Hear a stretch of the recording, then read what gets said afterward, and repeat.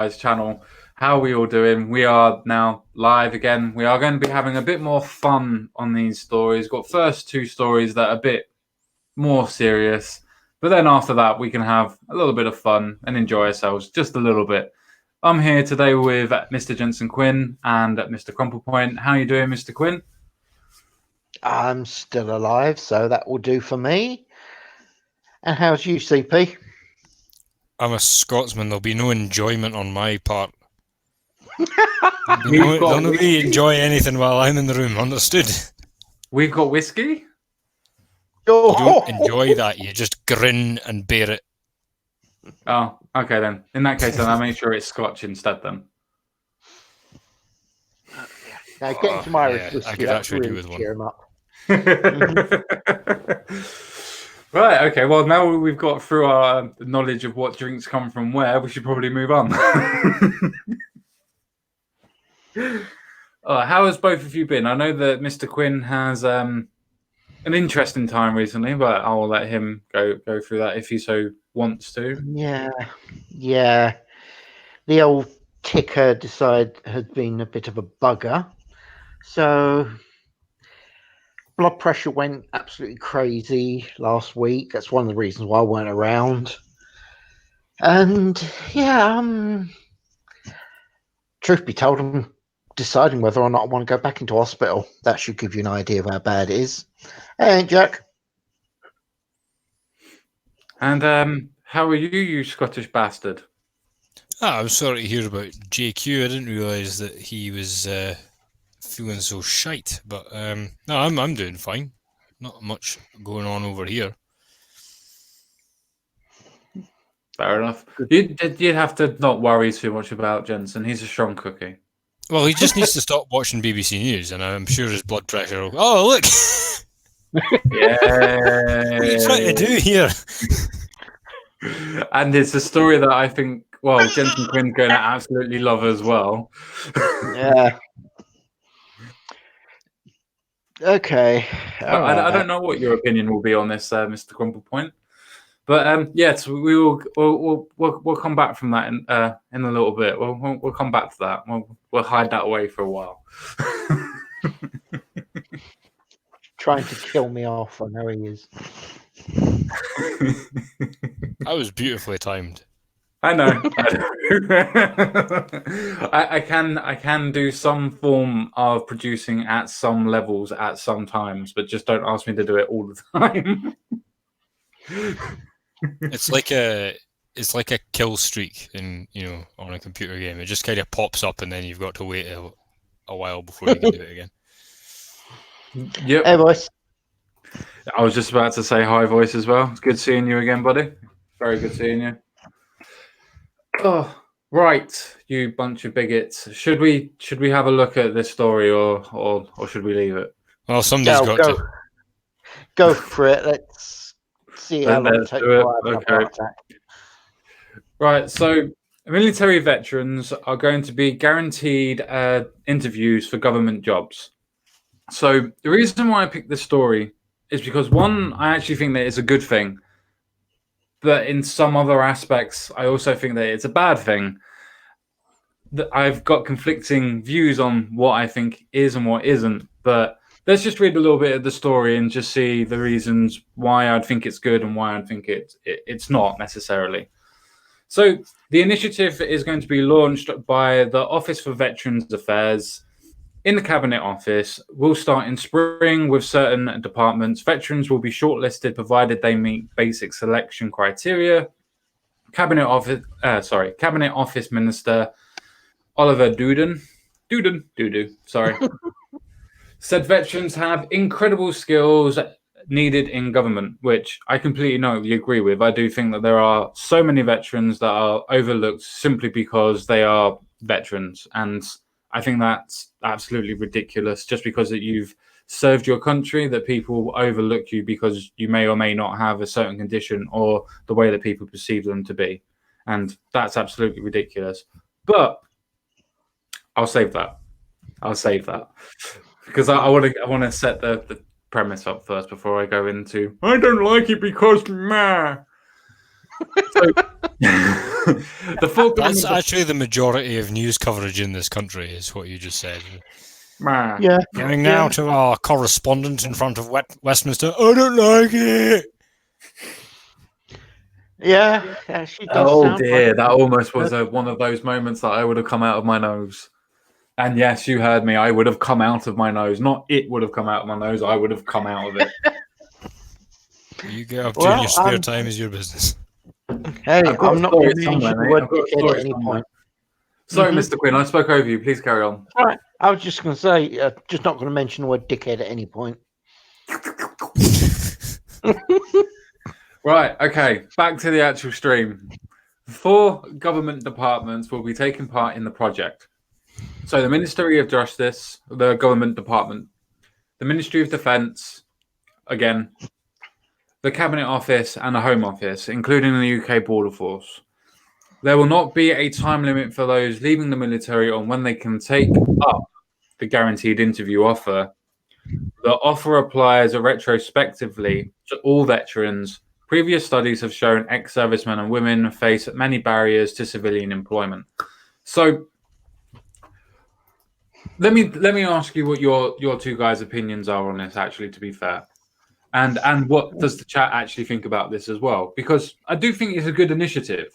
But yeah, what do you two think about this? Do you think it's a good thing or a bad thing?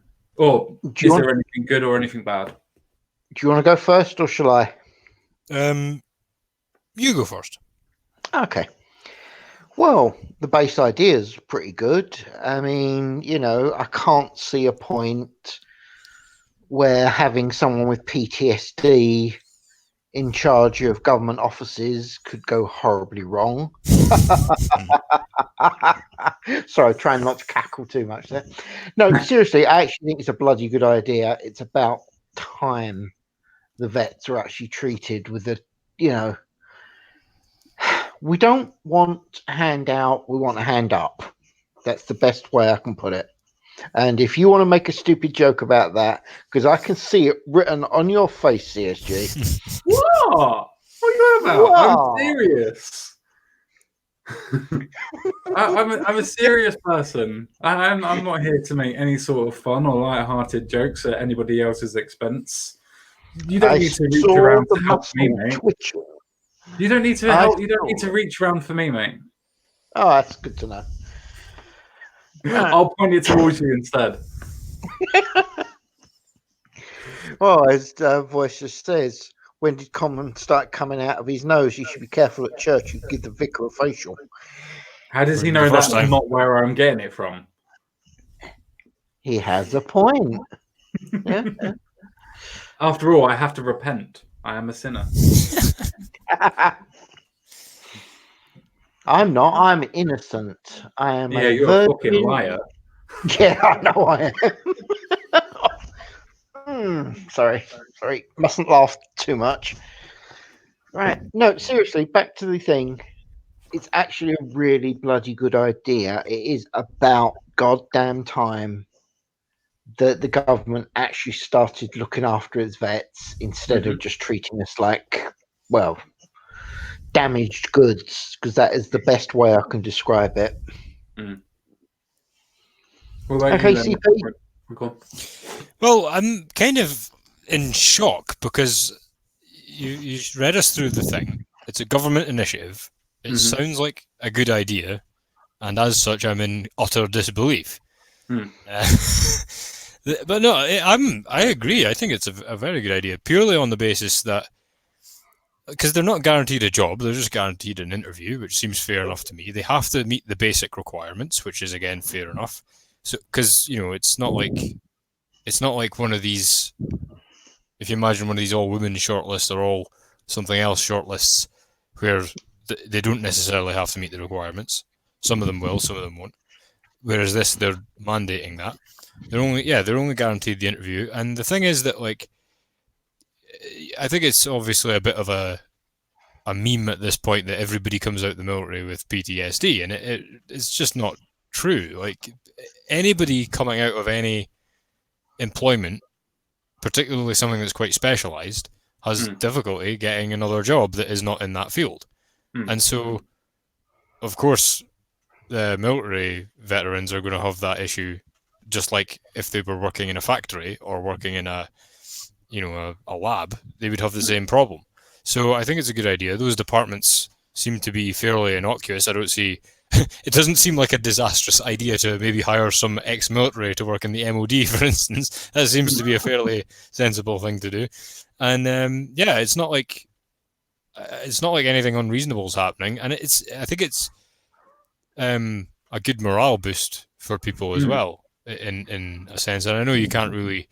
That doesn't sound very practical or very, what would you say, scientific, but it's a real thing. It's the business confidence in the economy is something that is paid close attention to for a reason, and so morale in situations like this is definitely going to be a net gain. So I can't see it. There will be some downside. I'm sure we could come up with a few if we spent long enough on it, but overall it sounds like a really good idea. I'll give it a go. I suppose my first point is, because I wanted to premise this straight away, I actually agree with both of you. I think that it's an amazing initiative to begin with, where it is actually taking its time to actually look after the people that have looked after us, that have defended us, that will defend us, that would give in a moment's notice to probably go back and defend us again. And to that, I applaud them, and I don't mean that in any sort of laughing or any sort of point or anything like that at all. I really do believe that veterans themselves should be looked after, and us as a society should look after them, especially after they've finished their tour of duty or when they come out. That being said, though, I do think that this is more of a case of a PR stunt and more of a case of it being pushed forward as a idea of positive discrimination. Now, I do understand where Crumple Point was going before, where it's not necessarily a case of it being, well, it's not a guaranteed job position. I understand that. And that's the only reason why I'm saying it isn't positive discrimination. It is like positive discrimination, where they are pushing forward people just because. Now, again, I know that I had the preface in there of saying that it has to meet some basic standards. Fine, that's okay.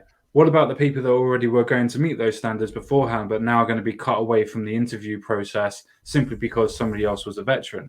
Now, again, I don't want to take away anything that the veteran's done, but if we say it's bad for one aspect, for one group of society, for it to be done to is bad, then why is it okay just because another group that we support is getting it done? I would Go on, mate. offer that the firstly, I wouldn't say it probably is a publicity stunt because these are politicians we're dealing with, but it might also just be an attempt to save resources. Because if people are going to come out, go in the door, require retraining, become mentally ill, get ill, back pain, all that sort of shit because they've not been employed, blah blah blah blah blah, that is a strain on public services and contributes nothing to the economy, even if they're not using any public services at that time.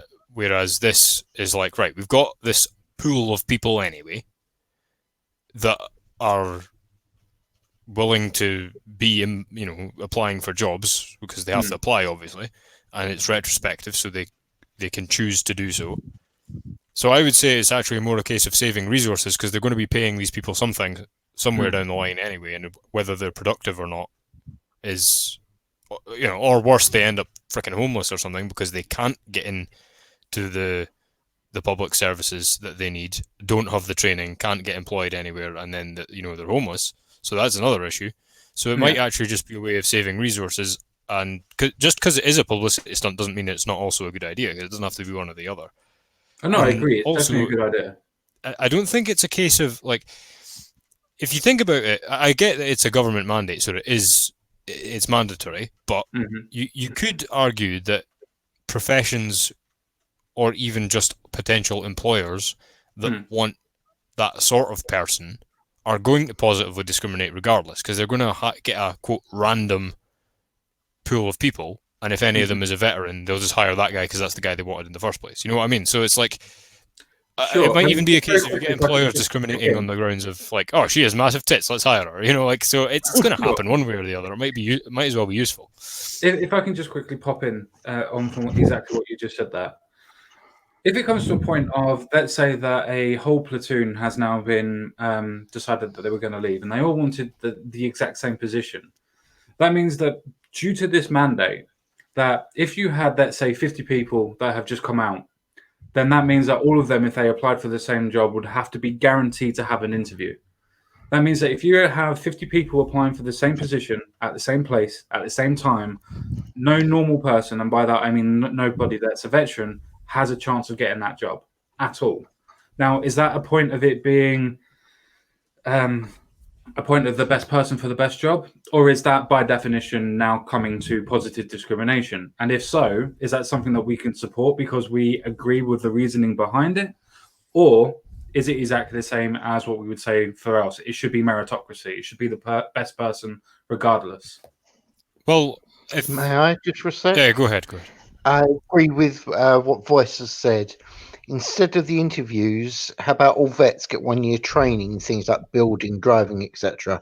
Yes, that is actually a better idea. It really is. No, I actually agree with you. And the Americans themselves actually do what they call, I can't remember exactly what it's called, but after you've served for a certain amount of time, for 4 years, you get free education all the way from up to university standards. So you can do 2 undergraduate and 1 postgraduate course at exactly the same time with no fees whatsoever for the 4 years that you come out.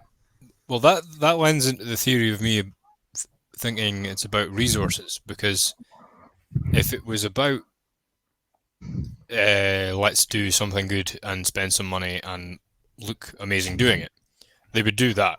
But because, you know, how well would that go over in an election? You know, like, oh, we're going to give all the soldiers university training. It would be just another way of buying votes, as they always do. But what you might see with the resource side of things is they're going, look, again, as I say, we're going to be paying for these people one way or another. We're already paying them a salary. So what I mean is, if Jensen Quinn leaves the army and goes, you know, into the normal workforce, the private sector, that's down 1 government employee, and then somebody applies to this other job somewhere, and that's +1 again. Sure. Whereas essentially what you're kind of doing with this is you're sort of just transferring a person from 1 government department, the army, to another government department, the one they've applied for. So you could see it as more efficient. And also, they're not guaranteed the job, and they're also not guaranteed to be fired if they're shit. So if that platoon does all, you know, apply at the same time. And also, it happens already with jobs all the time, where they just put an ad out and they already have the person in mind, but they have to go through the formality of doing it.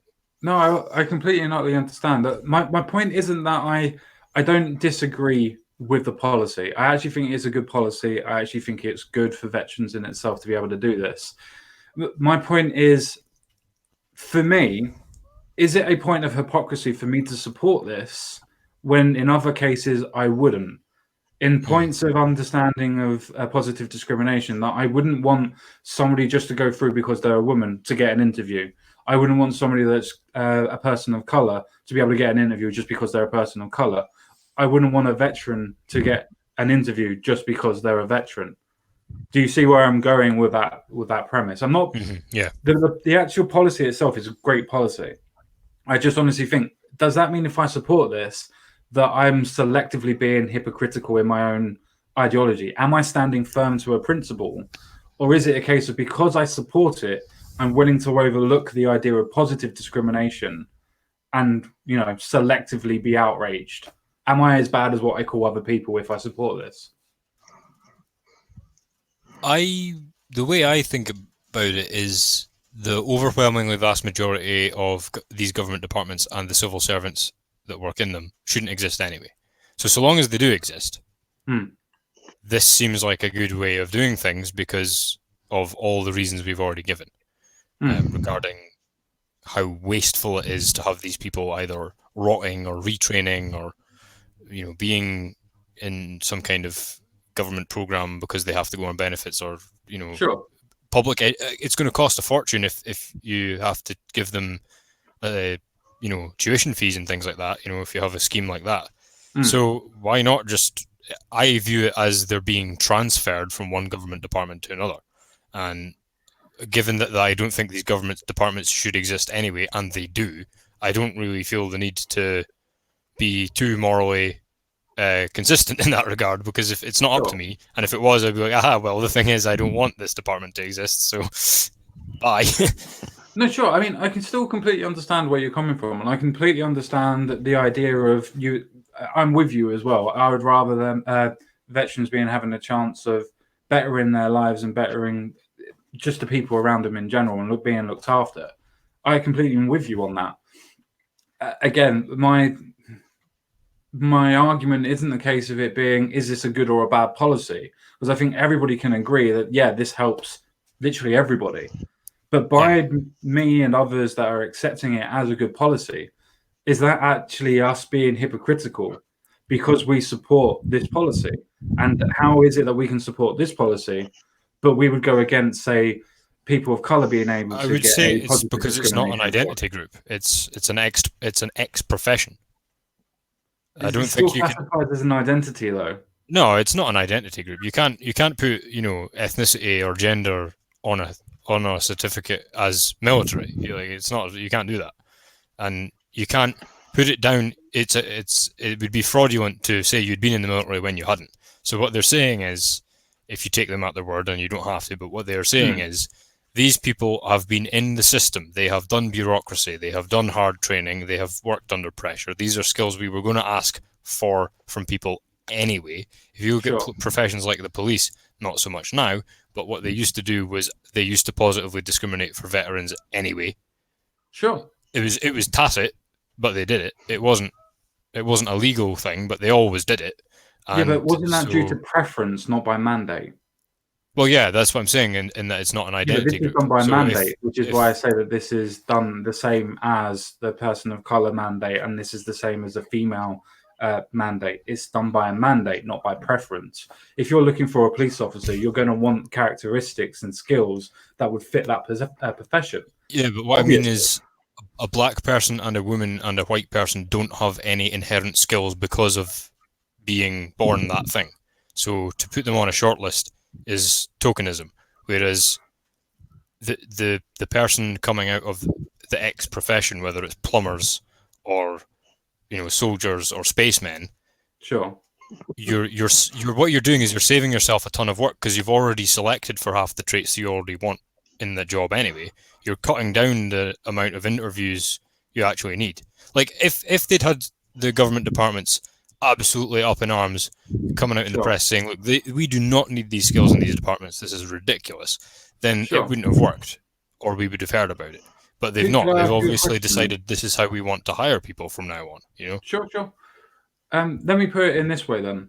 If you have an ex-soldier that's just a field soldier, and I don't mean any disrespect to that whatsoever, no specialized training apart from being a soldier, which by definition is specialized anyway, but doesn't have any experience in doing office work or desk work, doesn't have any experience in being able to associate with different things and aspect of office work, would they automatically be able to have, in the way that you're talking, a role in office work? Now, I agree with you that if they're looking for police officers or home security officers or border patrol officers, yeah, they're going to fit in straight away, and the characteristics are going to slot into place and absolutely fine. But what about desk work? Do they fit straight into desk work? Or is it a case of, again, just because they're military and ex-veterans, that they now get pushed to the front of the queue?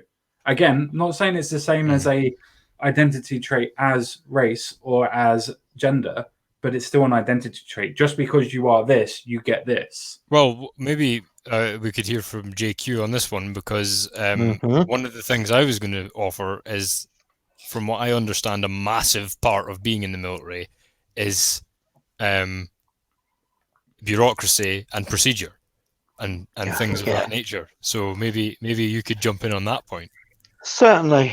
Well, first of all, bring us back to Voice's point about the training is actually probably the most important thing they could actually give, especially to a grunt. Okay.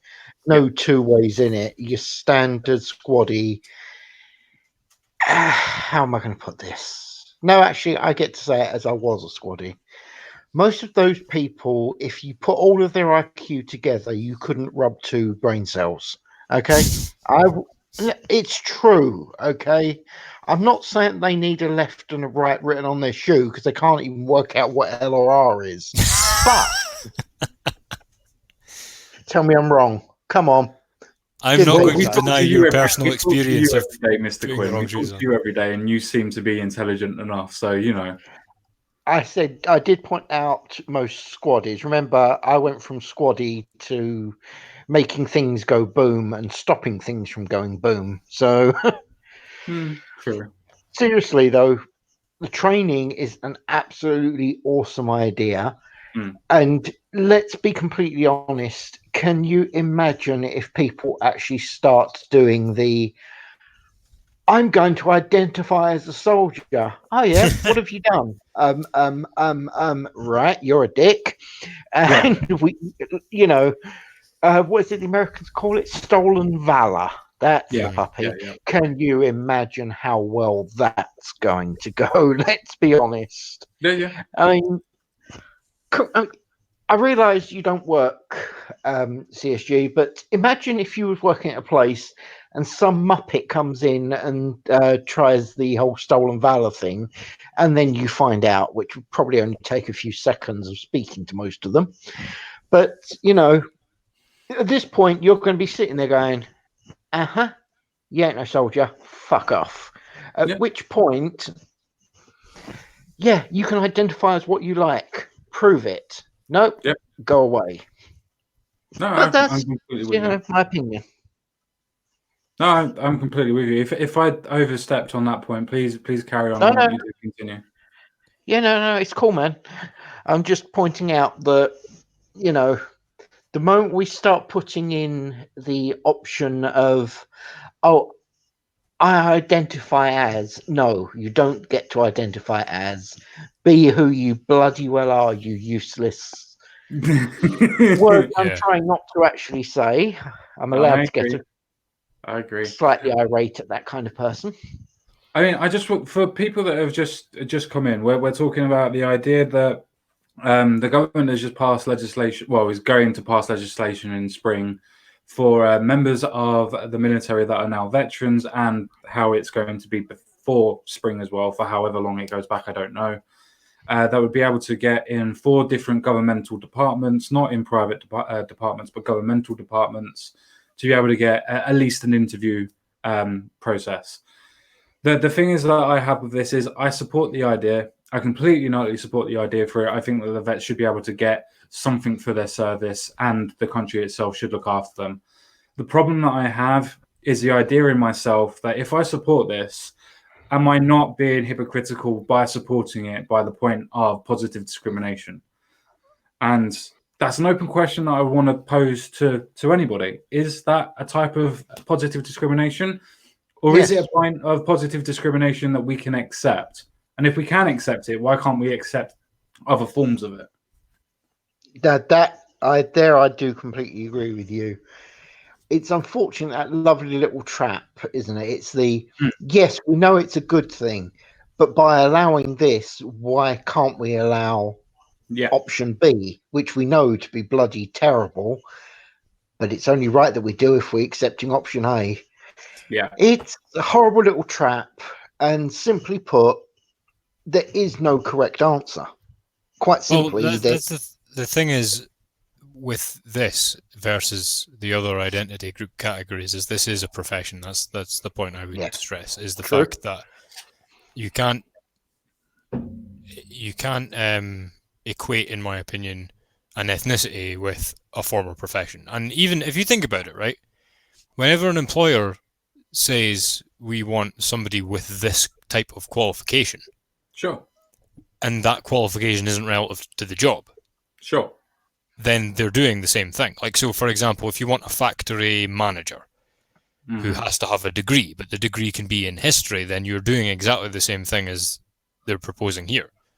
Because but that's a preference, not a mandate. There's a difference in a mandate to a preference. No, but the company can make it mandatory that you have to hire graduates, whether they're not qualified, whether they're experienced in the area or not. Like saying all our managers have to have a degree Sure, but that would only be to that company, which means that the private citizens decided by their own preference that they wanted that. This is a government mandate. Yeah, but that's partly why I'm kind of fine with it, because the government is just deciding how it wants to use its own employees. Sure. It's not saying, this is another thing. If you're military, you're a government employee, right? So you're not going and saying, we want taxi drivers, and we're going to guarantee every taxi driver, private sector worker, an Sure. interview in our departments. That would be, in my opinion, I would fall more on your side with that thing. But in this case, because they're already a government employee and their time's just up as that profession, I don't see that it's a moral or ethical problem. One thing that has occurred to me, not do I. That's the thing. I don't see it as a problem. That's the reason why I'm trying to call out my own hypocrisy, because I don't see it as a problem. But now it's being mandated by the government that it is, as Jensen Quinn said. Now that we can accept this, and I agree with you, that the idea of a profession being a form of ethnicity is absolutely repugnant to me, that people will actually use this as a stepping stone to get from one to the other. And by God, you know this as well as I do, Crumple Point, they will make that leap. They will make that leap of faith. Well, they already have, and they do consistently. So I don't see that it's an issue. Like, they were having all black people or all Asian people shortlists long before this came in. And again, those are ethnic birth categories, not a profession with a certain requirement to be in that profession. So the one problem that has occurred to me just now, I was thinking about Jensen's point about retraining. And this is... I don't want to fall into the trap of like thinking it's a zero-sum game, like just because they've provided this means they will never provide anything other than this. That's obviously not the case. But one thing I think would be more useful, like if you think about it, it's a little bit virtue signaling in that they're saying, "Oh, you're guaranteed an interview." Yeah. Well, you're guaranteed an interview. Okay, so what? You're not any more likely to get the job, and at the end of the day, they've done very little for you. They've given you a fair crack of the whip, but that's it. And you could say, well, it's just one thing among many things they could do. But as Jensen said, if you think of how short a time it would take and how much it would, or how relatively little it would cost to just get every squaddy that wants one an advanced driving license, that would be far more useful to the economy, far more useful to them, and probably take a lot, not take less resources, but it would have benefits that you would see immediately. You know what I mean? Yeah. This is just kind of like, oh, look at us, look at what we're doing, and in a sense, I agree. That's where I'm going with it. I mean, I think all three of us, and probably almost everybody in the chat, is going to come to the point of agreement of saying, yeah, this is a good thing. I can't fault the process. It's a good thing overall. Yeah. I just can't let that little bit in the back of my head go where it's like, well, if I do accept this, then I can't really argue against other things that I would like to argue against for meritocracy reasons, simply because I'm supporting this, because now I'm supporting my in-group. Well, there's another issue as well, which is that,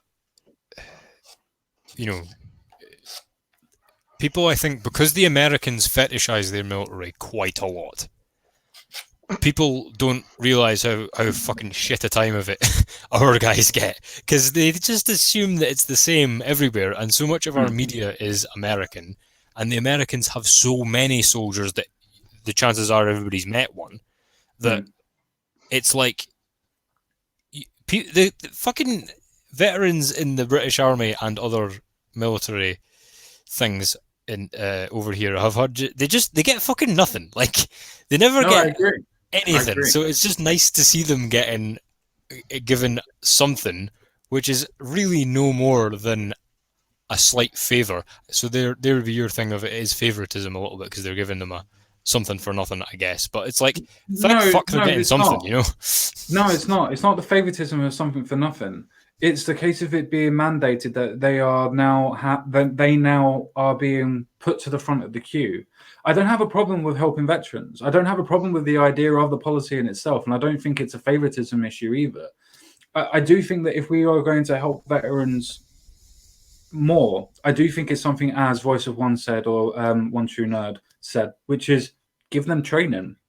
Give them the access to free training to what they want to do. If you've got a squadron that now wants to become a plumber, give them free training to be able to come and do that.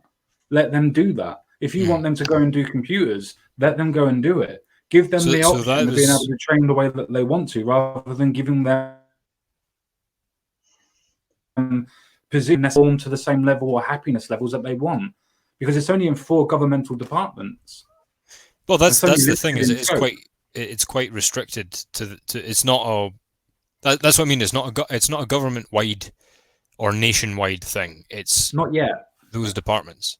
Yeah, and the other thing is that I don't think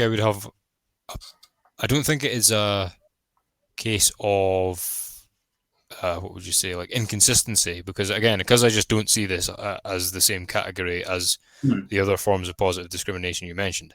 And let's also remember that the interview process is positive discrimination, because you're selecting for things that you want. And but when we say positive discrimination, we're not talking about what we're trying to use for what we want to fill a position.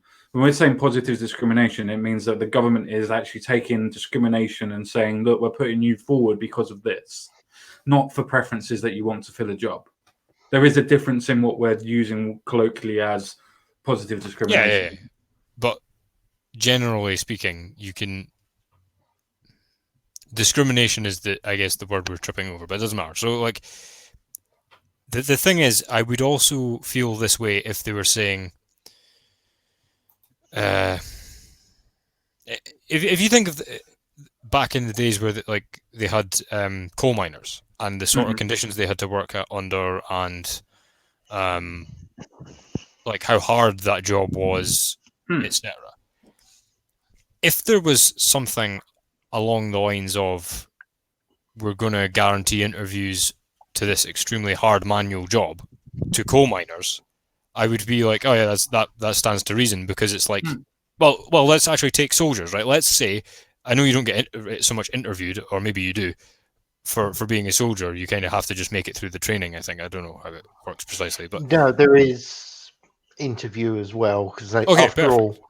So you have an interview, and I think it would actually be sensible to have at the time gone, right, we've got a bunch of guys who are the age group we want. They're all men. They work extremely hard. They're clearly quite physically durable. Why don't we just guarantee them an interview to be soldiers? That would make a ton of sense to me. Like, because you're not guaranteeing them a job, you're not guaranteeing the whole interview will be them, and you're still allowing for people to come in who, just want the job.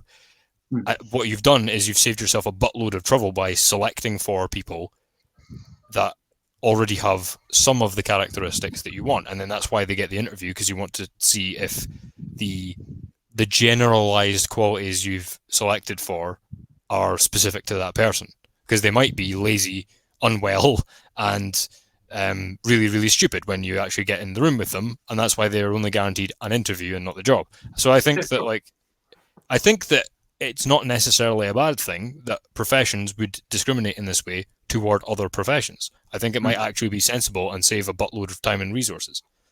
Yeah. I mean, like I said, I support the actual policy in itself. I just think that there's ounces of hypocrisy in supporting it, and that's on me, not on anybody else. Though, to be fair, we have taken up, or at least I have taken up most of the time. I would actually like to know what your opinion is, Mr. Quinn, because obviously with your situation and past and whatnot, I'm sure that you have more of an opinion on what you've given. Well, the thing that a lot of people do seem to get a bit confused about with the military is we actually do have to do quite a bit of paperwork. I think Jack actually had it right with that. I mean, don't get me wrong, I'm not trying to claim that we're all secretaries or anything like that, but there is a lot of, hey, I'd look sexy in one of those, so stop it. Right. Okay, that's completely derailed me now. Sorry. Um, Paperwork. yes, we're not secretaries by any stretch of the imagination, but there is a lot of paperwork that still has to be done. You basically can't do shit without getting it signed in triplicate. I mean, like I say, I'm not saying that the soldiers could immediately step out from being in the military to, I don't know, major office work, because no, they couldn't. That is why, again, I'm go back to the statement about training is a much, much better idea. Now, yes, once they've had said training, then a little bit of positive discrimination. After all, you could at this point go, oh no, but that's still the same. No, it's not, because it's now meritocracy, because you now actually have the proof that the person has the ability to do this. Otherwise, why not walk up to literally random people on the street and, hi, how would you like to be a nuclear scientist? I know fuck all about it. Sounds good to me. You're the right color. Let's go. No, I'm sorry, but if they don't have any skills in it, then they can't bloody do the job. I mean, honestly, could you imagine some of the idiots that we know on here actually trying to do professional work in the military? I mean, I don't want to point any fingers at anybody, especially not anyone.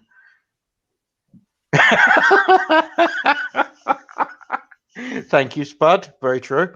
Now, I'm not going to point any fingers, especially not at anyone wearing a top hat, but could you imagine them in the military?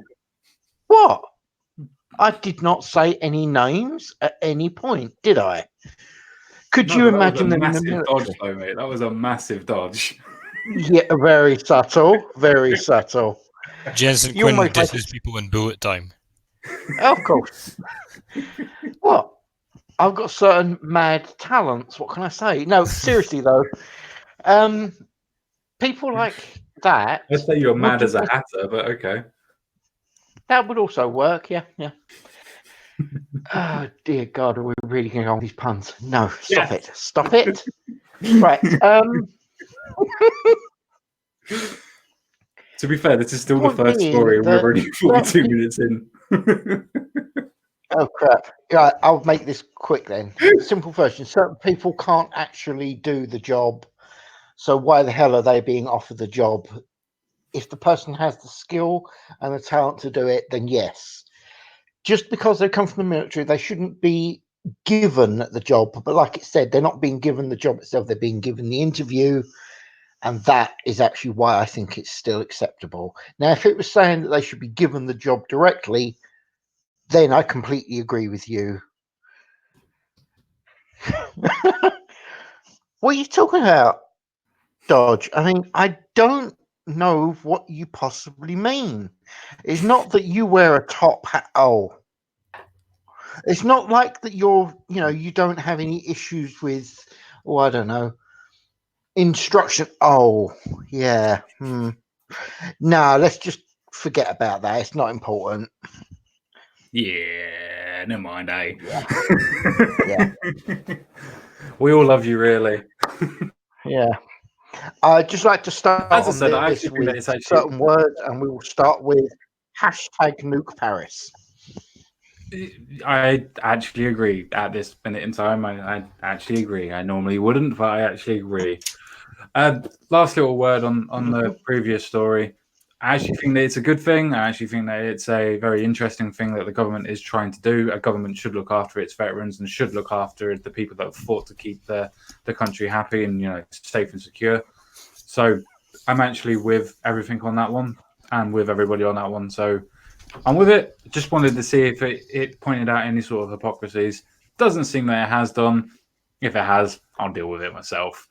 But but with that, so French President Emmanuel Macron demands Britain obeys EU rules on employment, environment, and competition forever to get a post-Brexit trade deal as tension rises ahead of talks. Now, I don't actually have a problem with employment because generally the British, by far, are actually ahead of the curve when it comes to employment law and looking after its workforce. The environment, again, the UK is actually ahead of almost every single European nation when it comes to the environment. I think the only countries that come close are France and Germany, but I may be wrong on that one. Don't quote me on it. And as for competition, you can fuck off. It's the whole reason why we're leaving, because we don't want to be limited to your level of competition where we have to do everything that you fucking say. We actually want to go off, trade in our way, and if we can undermine you and undercut you so we can get a better deal for ourselves, guess what, EU? We're going to do that. We're going to do that, and you can't stop us. Sorry, guys, I thought I'd go on a little bit of a rant. No problem. Do you want to do your little quote now, or should we just go with me taking the piss out of this? The words and views that are expressed on the Common Sense Guys channel that are not from the Common Sense Guy are not endorsed or supported necessarily by the Common Sense Guy. Okay, that's good enough. Right, I've got certain words to say to the French fuckwit, and that's called Royal Navy. Bring it, bitch. Last time you opened your mouth and started with us, I seem to remember your Navy went away straight fucking down. Do you want to do this again? I am totally cool with this. I have no problem with sinking froggies. After all, aren't frogs meant to be able to swim? You got a problem with it? Step up. This our waters. Go and take it from the other fucking side. Really? You really think you want to command our fishing areas? Oh, fucking really. Okay, someone else. Well, I agree with every word of that, but for the sake of variety, I'll say something a bit different. Never. Same spirit, though. Same spirit is that, like, I wonder at what point Emmanuel Macron got this bizarre idea that anybody, including the French, give a fuck what he has to say. Like, nobody gives a shit what this man says. He got chased out of a theatre last week. He's set his own country on fire. They've been under a military police dictatorship for like 4 years now because their country is under occupation by a foreign invading force. So it's like, who gives a shit what he's saying? He's not going to act on anything. He has no principles, so it's not even like he really cares. Like, it's not like we're dealing with a guy who's determined to get in our waters. It's like, if you just, like, ignore him, he'll go away. And if you just say, oh, look, by the way, people will vote for you if you say the opposite of what you just said, he'd say the opposite. So it's not like we're dealing with some kind of Napoleon, Kaiser Wilhelm type monomaniac here. And, boil the frog. Well, I'm with literally both of you on this point. Just another nerd has just put in a quite decent point. The French have been protesting against Macron for over a year now. He is in no position to be telling anyone to do anything. Completely and utterly correct. Though I would add to that if anybody wanted to understand the corruption of the EU, is when Andrew Neil was last doing an interview with a European minister talking about trade deals and things like that, he accidentally, mind you, brought up the fact of the French people actually protesting. And more importantly, the immigrants that were protesting. Because, you can't talk about the Jilly Jays, but you can talk about the immigrants that are protesting to get citizenship, which somehow they managed to get, by the way. He was told by the European representative that there are no protests actually going on in France at all at the minute. So if you actually want any sort of knowledge about how the EU will actually determine about peaceful protests or protests in general against governments that they support, they're worse than the Chinese. They are going to suppress it regardless. Under the guise, mind you, of actual democracy, apparently. So the times in which you guys are going to tell us what we need to do to stay with the European rights, especially when it's to do with employment, when you're going to massively tax people that just because they live further away from the city, for instance, on their fuel. Maybe we don't want that. Maybe we don't want our citizenry to be that annoyed with themselves and you that they're literally going to throw shit at government buildings for what, 64 weeks consecutively at the minute? Or is it 65 now? I can't fucking remember. But yeah, we're not going to really listen to what you're going to decide that you want us to do, Mr. Macron, on that side. And I know that you're not going to watch or listen to this because, you know, you don't even listen to your own goddamn people.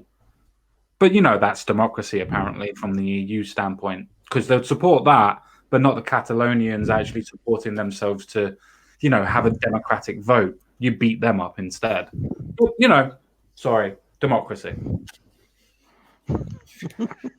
I think I should probably move on to not so sensible stories anymore before I actually get the channel taken down.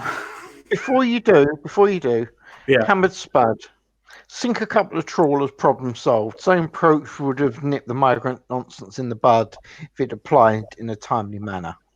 Yes, I agree. I do not necessarily support or deny the claims that are made in the chat. Yeah, wuss, yeah.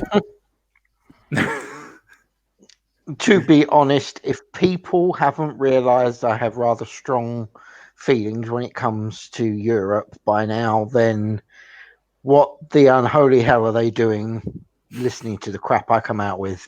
If they're expecting me to be political, wrong guy. Okay, wrong guy. It's the point you were going to make one, so please go ahead. Oh, just Go that I think it's just a non-story. Like he's just talking shite while his country burns down around his ears, and like this is the thing, right? We've left. We're gone. We are now a sovereign country. They can't push us around anymore. And to all the Remainers and Ramoners, because we do have a distinct difference between the two on this channel, I hope they're taking note, because when they talk about peace and love and friendship and Kumbaya fucking yeah, as before we even started the trade deals, etc., they're already trying to bully us and calling us all the effings and blindings under the sun, and saying about how our higher standards than theirs, by the way, that we'll have to adhere to their standards.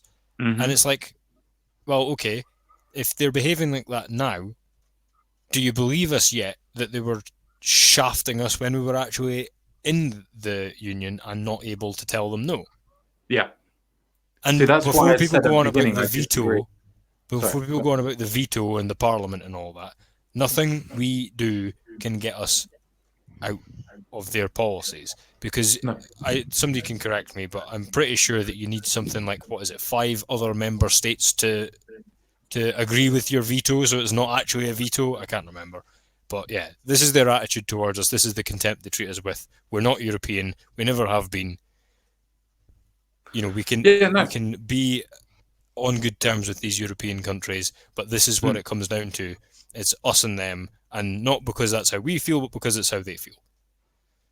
No, I mean, I completely agree with you, to the point of saying that the reason why I wanted to do this story and why I actually think that it is an important story is because of what you just said towards the end. It's an important story because if they're now doing this overtly, as in they are now saying you need to obey, that's the language that is actually coming out of the European democracy, that they're doing that now. If they're being that overt by it, as you quite rightly tried to allude to, how were they acting covertly? How are they acting behind closed doors? If now the shit hits the fan, so to speak, that they're now using words like obey, or you need to follow, or you need to do this, and as you quite rightly said, bully. If they're now doing this overtly, what were they doing covertly?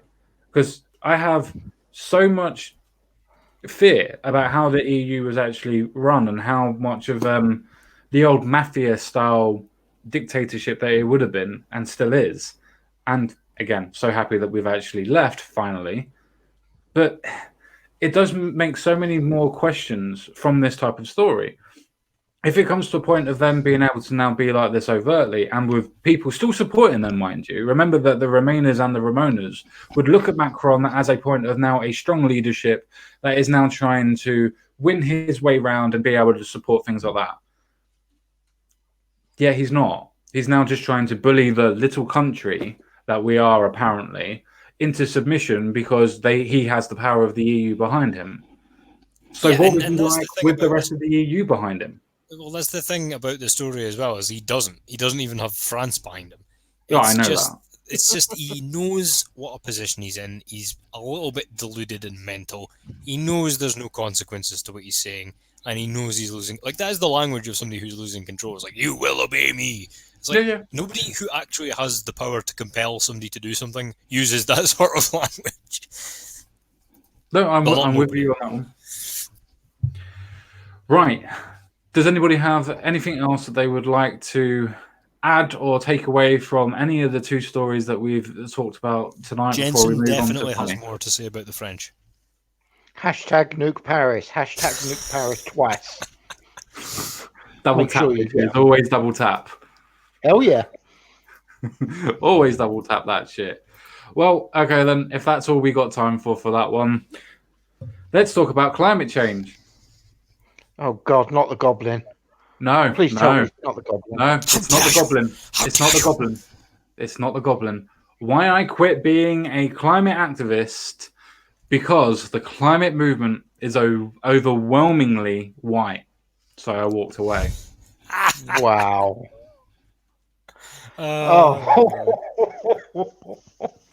So I don't want to save the country. I don't want to save the world, ladies and gentlemen. The reason why I don't want to save it is because the people that are trying to save it are too white. So I'm not going to save it. I'm actually just going to walk away and criticize the people that are actually trying to save it because of their skin color. Regardless if you believe that what they're doing is correct or not. That's retarded. But I don't use that word very often. But that's literally retarded. If you actually honestly believe, as a climate activist, that you're trying to save the world, but you're going to walk away because of the people that also believe exactly the same as you are too white, then did you actually believe that the climate was going to destroy the world in the first place? Or is it just something to do as a political identity now? Well, this is the natural consequence of all this, though, because let's remember that these people who want to save the climate don't want to save the climate. What they want to do is find all the people who, in their mind, don't want to save the climate and punish them. They have no interest in the fucking climate, or they would know that their whole movement is a load of pish. Yeah. No, I completely totally agree with that. I completely totally agree with that. So the person in this is a climate activist in Berlin, and I'm assuming that it's a she, but let me, of course it's a she. And it's a Karen as well. Amazing. can't even make that shit up. Or Karen, sorry. Jesus Christ. Yeah. My Filipino family's experience during speeches around storytelling was the only thing that would move a mostly white European audience to an emotional response of climate emergency. She's talking about the hurricanes and things like that, or sorry, typhoons out there, about how everything was devastated and so on and so forth. And that was the only way that would move these horrible, horrible white people in Europe to actually do something about it or take notice of it. And apparently it gives her anxiety to even think about it. Right, wait. So are the white people racist because... Sorry, carry on. So are the white people racist because they only care if ethnic minority people are harmed, or are white people racist because they only care that white people are being harmed? Like, make your fucking mind up. No, what matters is that you don't actually care enough about what happens to these third world countries until something actually happens to them, because you're only feigning interest because you see the devastation. I don't care about these third world countries no matter what day of the week it is, and I don't feign interest.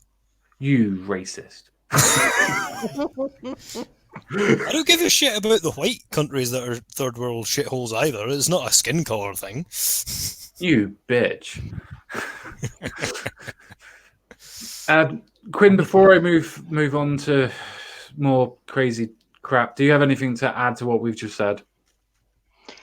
I wouldn't feel bad about how these people feel about people's skin color. Just remember, when they're in the cooking pot, they're all the same goddamn color and taste just the same. True. Though, I do find it really progressive that the lady that's writing this opinion piece is supposedly supposed to be a climate activist. And yeah, I'm repeating the same thing. I'm literally regurgitating what I said before. But I find it so counterproductive to, if you actually believe wholeheartedly that you've become an activist because of it, that climate change is happening and is going to destroy the world in the way that they think it's going to, but you believe so passionately that what you're going to do is you're going to assess the color of people around you and how they decide to help or not help, and work out the reasoning behind why they're actually helping, or in other words, inferring the reasoning why they're helping, and then going to say that the reason why they're doing it is because they're racist, and I'm going to walk away because it's too white and the people are racist. I mean, do you actually even care about the world in itself in your worldview then? I mean, seriously and honestly, take a step out of this person's worldview for an instance. All laughing and joking aside, you honestly think that the world is going to be, let's say, the Greta Thunberg's fucking experience is going to blow up in 8 years' time?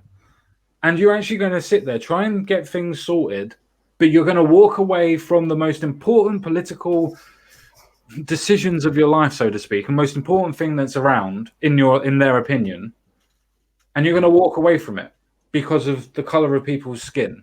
Now, whatever you hold close and dear as the most important thing to you at this minute in time politically, imagine walking away from it because of people's color that were helping you, not against you, but were helping you get to where you wanted. It's pretty fucking good, I have to say. I do love the idea of them all sitting down at the some kind of UN-style council. And, Bob stands up and he says, right, we've finally discovered the secret. We're going to cool the globe back down, get rid of all the carbon out of the atmosphere, and evaporate the... Shut up, Bob! Shut up! I'm not working with a cracker. Fuck off. That's exactly it. That is exactly it. That is exactly it. It's like, right, we're going to go and clean up. We're going to do that. Shut up, Bob. You're too white. Let that black girl talk.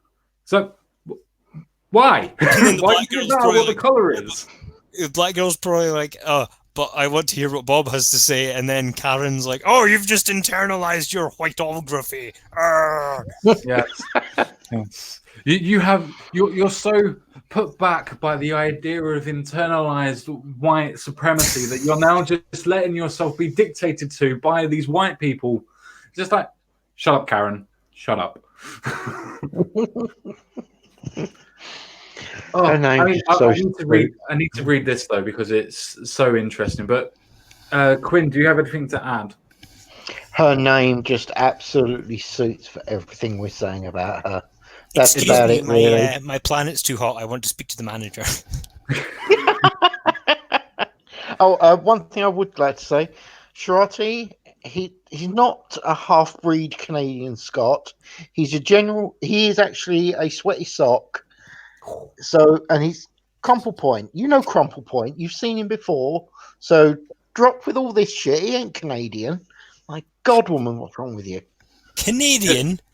Yes. What did I do to be called Canadian? I did nothing to deserve that kind of abuse.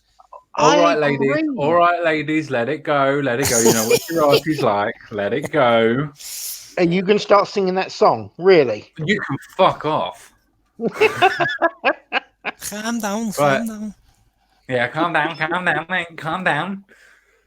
Whenever I would question the whiteness of these spaces, so this isn't the first time that she's done it. She's actually come out of her way to try and go to different places and say, look, this place is too white. So let's white see space, what's the final frontier. Exactly. Let's find out what actually happens when she actually tries to question the whiteness of these spaces. And how strategies didn't take race into account So, not bothered about the actual climate, not bothered about what happens regardless of what the race of the people are, but she wants specifically to talk about race because they're not taking race into account. What, the Chinese people like it warmer than us or something, so we can't heat the earth up too much or too little. It'll upset the Chinese. Oh, but damn, the black people want a cooler temperature than the Chinese. Oh, what are we going to do? These fucking white people aren't having a racially sensitive thermostat on the planet now. All right, Goldilocks, sit the fuck down. Sit the fuck down, Goldilocks. Sit down. That's what people should be saying to her. I agree. It's what I was actually trying to infer.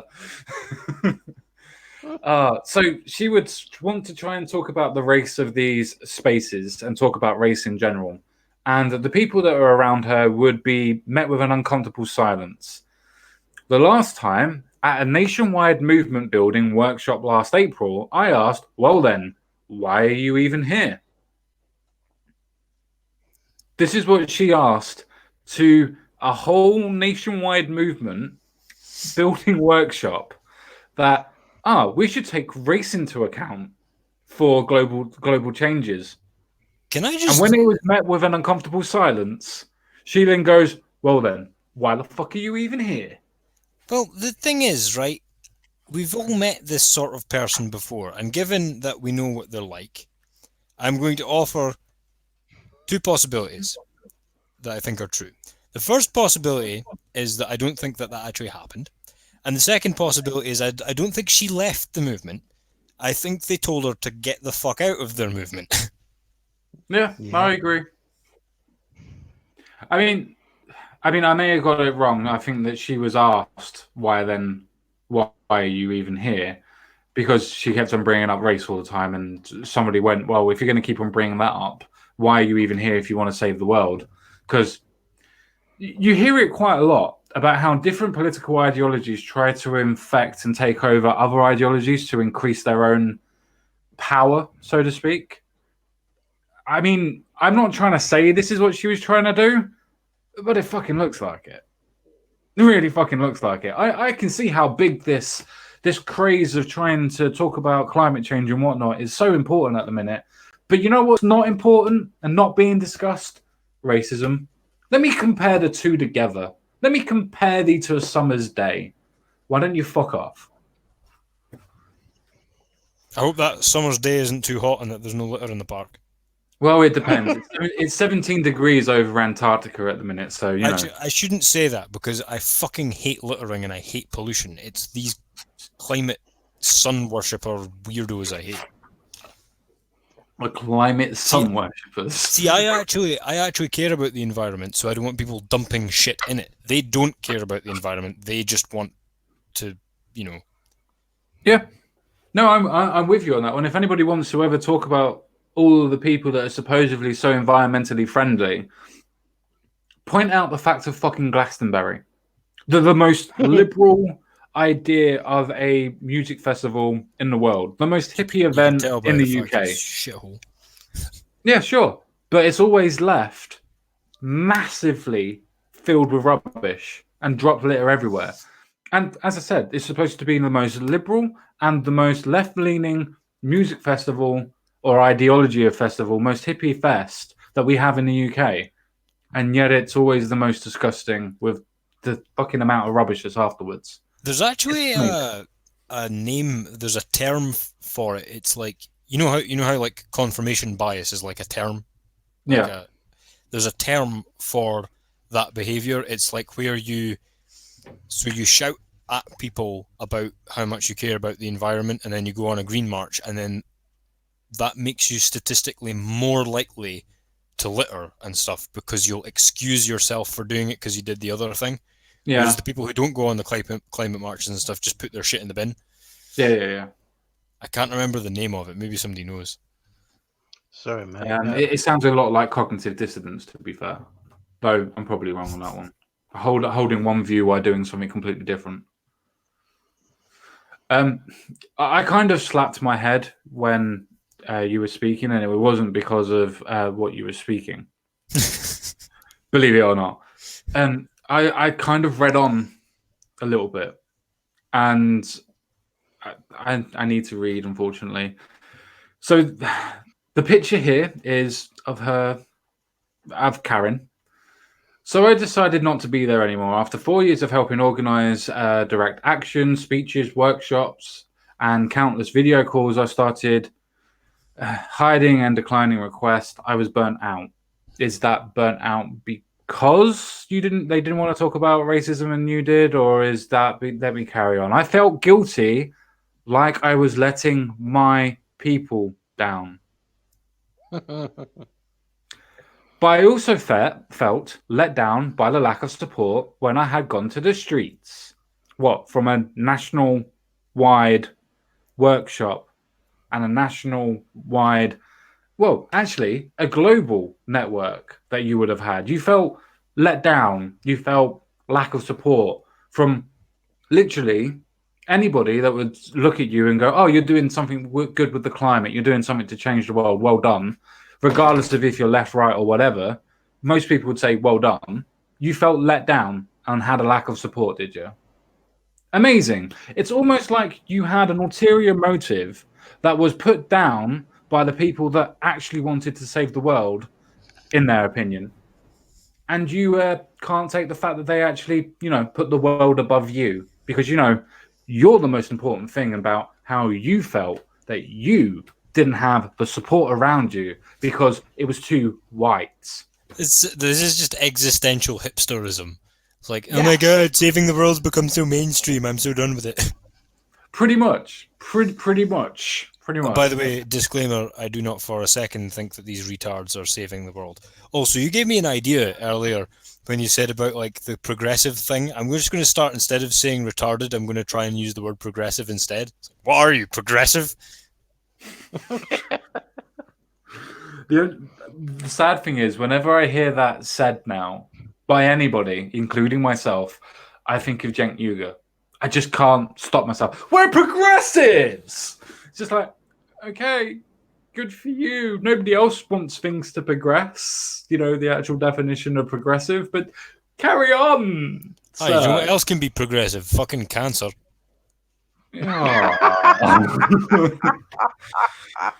Nice. I just feel defeated. My turn to be obnoxious? Yes, everybody else has. Carry on. Okay, if you want to save the world, there is one incredibly easy way of dealing with this whole pollution thing. Wipe out all of humanity. Nice and simple. No more pollution. There you go. Dealt with. I win.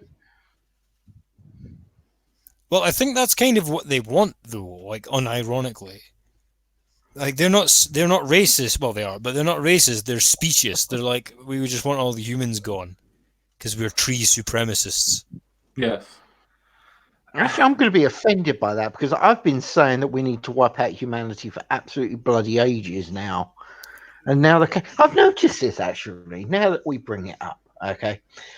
All the wonderful and slightly disturbing ideas I've had over the years have suddenly become fashionable. I said we should wipe out humanity for the good of the planet. They're now saying it.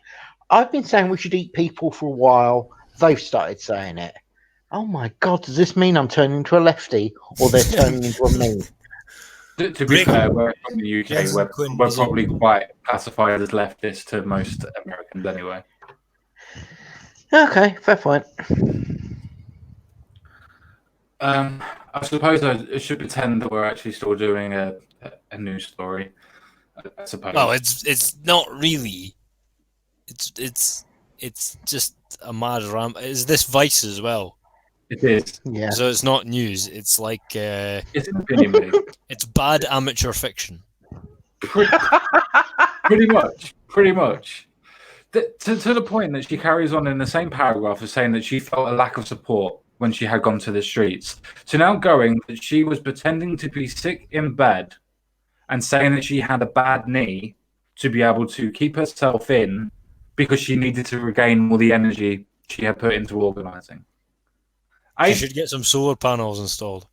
I mean, I'm not even joking. Highlighted bit where I just said I was also in bed, sick a lot. I stayed home from climate marches, telling people my knee was injured just to keep myself away from it because, it's too racist, guys. It's too white. You need to listen to me, even though I'm not there. She was in bed sick a lot because she was surrounding herself with filthy fucking hippies all the time. Never washed her hands in 10 years. Never heard of deodorant. She caught something. Well, the funny thing is, she then goes on to write, even being present doesn't always mean being seen or heard. Literally, the definition of somebody being present means that they were fucking there. Just saying, lady. Just saying. The definition of being present somewhere means that you were fucking there. But you carry on with your self-pity and fucking self-devaluation. Because let's be honest, that's all this is. This is self-deprecation of saying, oh, woe is me, I can't even go into saving the world because of racism. Oh dear.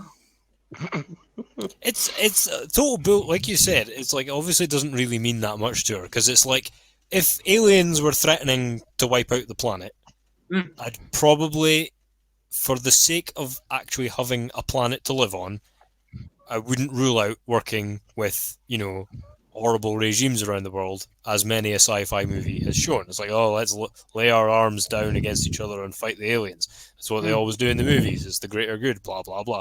So it's like, you're kind of letting the side down of like, right, okay, I really want to fight the xenomorphs, but do we have to work with the white people? That's literally this. That is literally this. We need to save the world, but white people. It's a bit too white, isn't it? It's just I love a little that they're bit allowed too to say white. that as well. It's like, could you imagine somebody going and it's just like, wow, I'd love to help you save the planet, but I'm not working with a Negro. Like, Jesus, there's no way you'd get away with saying that. I'm probably not going to get away with saying it. And yet she can say the reverse. Yeah.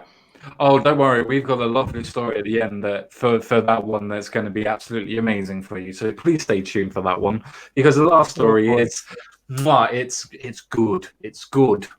It's very good. It's very good. But yeah, she basically goes on to say that she can't find a party for herself. She basically goes on to say that because she's a Filipino and a German, she doesn't know what side that she needs to be on. She's questioning herself. She toes a line between inclusion and exclusion. She doesn't understand where she's going to be in the world, and she just keeps on thinking that climate activism in Germany is mainstream thanks to the longevity and popularity of the German Green Party, which was formed in 1980. But generally, the German climate movement is a white space. I wonder if that has anything to do with, at this minute in time, for not much longer, but at this minute in time, that Germany is predominantly supposed to be predominantly white. I don't know why it would be predominantly a white space if predominantly the majority of the people were white. It's almost like maths has a way of predicting what the homogenous state of the group will be. But I just have a namesake that explains this. It's like she's so close to the answer though. She's so close to the answer of it. It's just rich, white, bored, underemployed people that are climate activists. That's the key. She's so close to the answer. Don't worry, it doesn't matter. Sometimes it's being asked time and time again what whiteness, capitalism, and inequality have to do with climate change. So, nothing to do with the last bit, because you notice that one's last. That's last. That means that the whiteness, the capitalism, and the inequality is more important to her, as she's listed it last, than climate change. Interesting how people's priorities actually is very easy to see when you look at it when it's written down. Crazy people, fucking crazy people. Oh, did anybody watch the Super Bowl? No. Or who performed for the Super Bowl? Oh God, no! Wait, How bad? perform. The Yes. half-time thing, I'm guessing. Yes, it Oh, was. right, Jennifer, yeah. yeah, it was Jennifer Lopez and it was Shakira. Nice. Yeah, it was. mwah, It was really good. I'm just gonna say that it was. Shakira crowd surfed 3 times, and let's just say that when she crowd surfed, if I was there, she wouldn't have got back. I mean, I would have died and got trampled on, but she wouldn't have got back. But yeah, I mean, anyway, apparently, according to a Christian that watched it, he now wants to sue them for $867 trillion over the show because he didn't want to turn in to watch the porn that the show was, but wanted to watch the football. Okay, so what? what? How does that amount to $867 trillion? I'm sorry, you're saying stuff, and all I'm doing is looking at pictures. The American football players could have literally come into his house and beat the fuck out of him, and he wouldn't get $867 trillion for it. To be fair, the footballers would probably do that while I'm looking at these pictures, and I wouldn't feel it. Right, what we're going to do now, people, is Common Sense Guy is going to take a FAP break, and me and Jensen are going to take over the show for a bit. Oh, God. Oh, I can kind of see his point, right? 'Cause that does look like part of a porno. No, I hope that's not part of the porno, because that's just Dave live. Oh, yay, that's better. I'm back. Wait, there's Power Rangers that are figure skating? Anyway, carrying on. Oh, God, there was. Right. Where to begin with this idiot? One, he's got basically slightly less than 2 hopes of getting this, and basically, no. Okay, he would be lucky if he gets $8.67, let alone trillion. Really?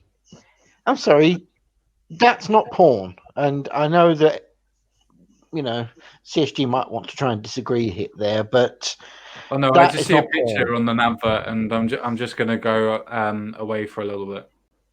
Mhm. That one there. That one there. I wonder which one. Specifically that there. I mean, he kind of ruins it though. Anyway, carry on, Jensen Quinn, because I'm ruining my own show. That's okay. So we now definitely know that CSG likes big butts, and he cannot I lie. cannot lie. Yeah. Well, So what other seriously, kind of they butts are call you that supposed to porn. like? He calls that porn, really. I mean, you probably would actually need to watch it because yeah. Let's just say that Shakira is a sex symbol and she knows that she is and will openly say that she plays to that. And let's just say that she likes to pretend to lick the microphone and or the other sign for vagina. Ah. But I mean, I it's mean- still not porn by any stretch of the I imagination. think, like, it's still, if you look at some of the shit that we've seen, the likes of Nicki Minaj and Miley Cyrus come away Yeah, with, especially it's her. like that you could probably safely say is fucking not on and not fit for standard audiences.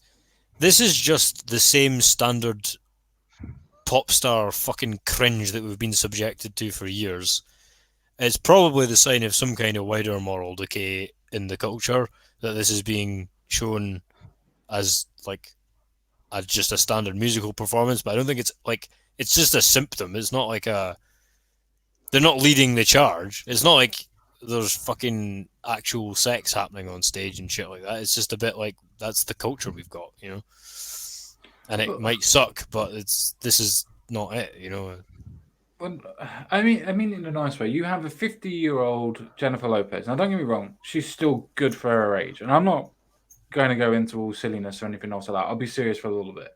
She had a pretend pole that she was pretending to pole dance around.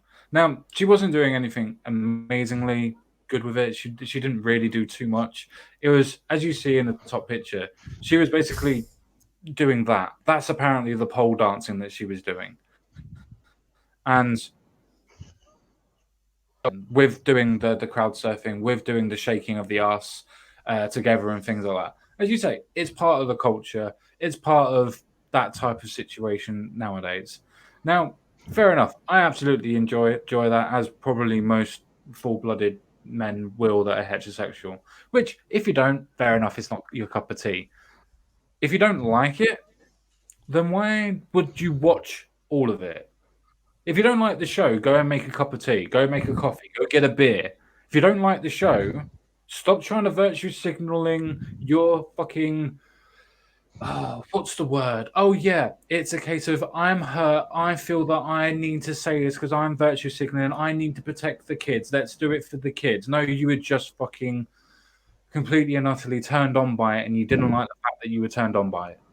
Yeah, Let's be it's honest. like people need a sense of perspective. I will admit, right, if I was sitting, and I feel this way about like fucking X Factor and shit like this, right? If I was sitting and my 5-year-old kid was watching it with me, and half the shit that they put on these things about, oh fuck, he's too young for this, you know, like, because it is obscene, a lot of it, right? But it's like at the same time, he sounds like one of these fucking imams that's like, if we keep playing stringed instruments, the days of the jihad are going to be upon us. You know, it's like, no, stop. Like, you know, this has been going on like for hundreds and hundreds and thousands of years. Like belly dancing was a fucking, they were burning them at the stake in the Middle East and shit. You know, it's always been around. It's always going to be around. And good luck to him. I hope he gets his $86 trillion. I just read a quote that you guys need to listen to. This is from the Christian Pastor, who's doing the suing, and this is on his Pastor Salt podcast. Now, that is what he means by Pastor Salt, you know, salt mining and stuff like that. It's amazing that the people that put out the fact that the other people are snowflakes tend to be those types of people. And local minister in Ohio actually says, I thought we should sue. On his Pastor Salt podcast, he goes, "What that halftime show? Would that halftime show would that have been rated PG?" Yeah, actually, it would have been rated PG because it was only suggestion and dancing. It would have been rated PG. But carrying on, were there any warnings? This is what he has a problem with. Were there any warnings that your 12-year-old son, whose hormones are just starting to operate, was there any warning that he was going to see Michael's him to get sexually excited? Remember how I said I hadn't read the story, by the way. I only picked it out because of the headline. Remember how I said that it wasn't a case of it actually being anything actually wrong with it.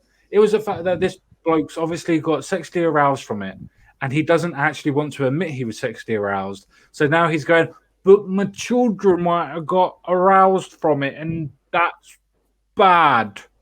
Well, the problem is, right? The problem is, to play devil's advocate for a minute, the whole point that is the point. Like, if I'm aroused fucking watching this, then it's probably inappropriate for children.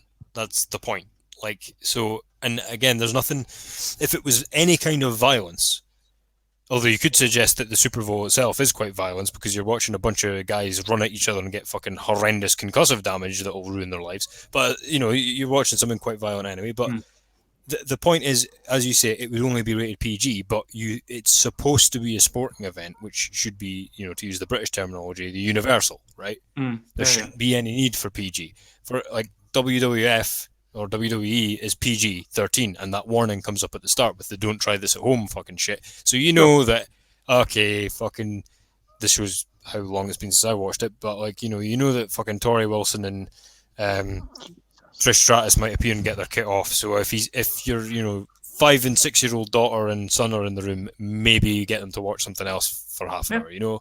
And the problem is with the Super Bowl, which everybody fucking watches, this guy did not have that opportunity, and nor did anyone else. The sensible reaction, of course, is to go, well, that was a bit shit. Maybe I'll write them a letter and ask them to put a warning in next time, or to have something a bit less racy on. But I mean, like, this is, again, like, this has been this is the state of things now. Like, every Beyonce performance, every pop music is just fucking corporate porn that isn't even virtuous enough to appear as actual porn. And so this is just what we have now.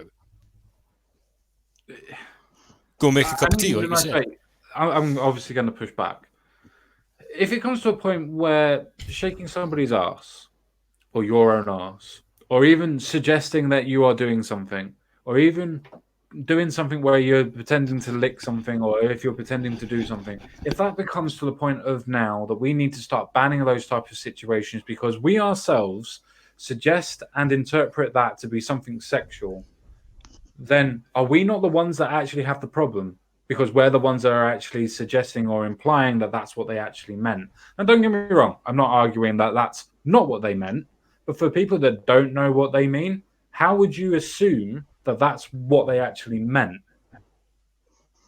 Because it's nowhere near porn. Nowhere near the idea of porn. It's not even softcore porn, for fuck's sake. It's just dancing.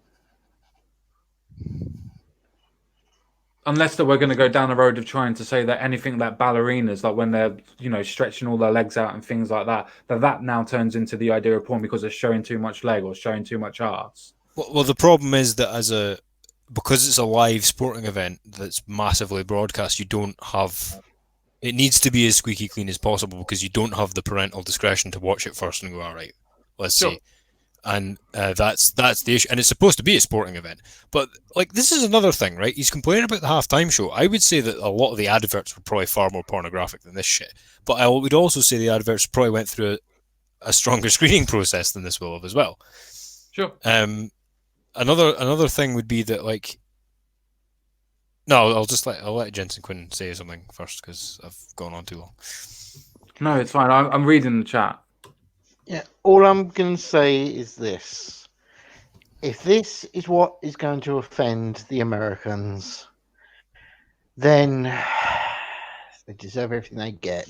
At the end of the day, they're playing Puffs rugby, they're wearing armour. Okay, it's not football, it's hand egg. And Dodge, if you've got a problem, shut up and go play rounders. There you go.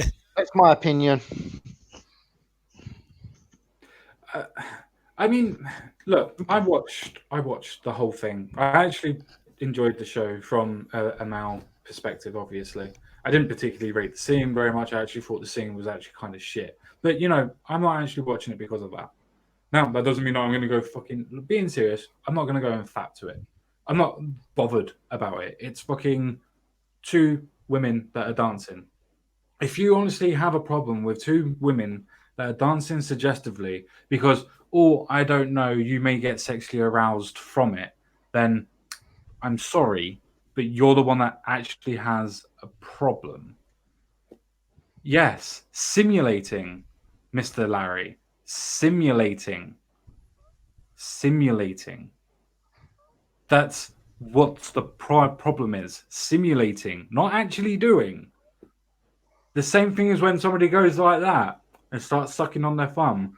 I could simulate that that's me sucking a dick. But guess what? It's fucking not. To go out of the way and trying to say, oh, look, somebody that's trying to dance in a suggestive way to make money is somehow very close or similar to porn is fucking retarded. I'm going to use that as a word. You are so put down into a closet that you think that people that are dancing suggestively, regardless of if you think it's immoral or not, doesn't matter. You're trying to equate it to porn. Your problem is that you find it offensive. You find it suggestive to that point. You got sexually aroused from it. So obviously something else must be the problem. It can't be that you got sexually aroused from it and you have the problem. It's everybody else. Everybody else has the problem. Simulating a sex act in public is a problem. Not legally, it's not.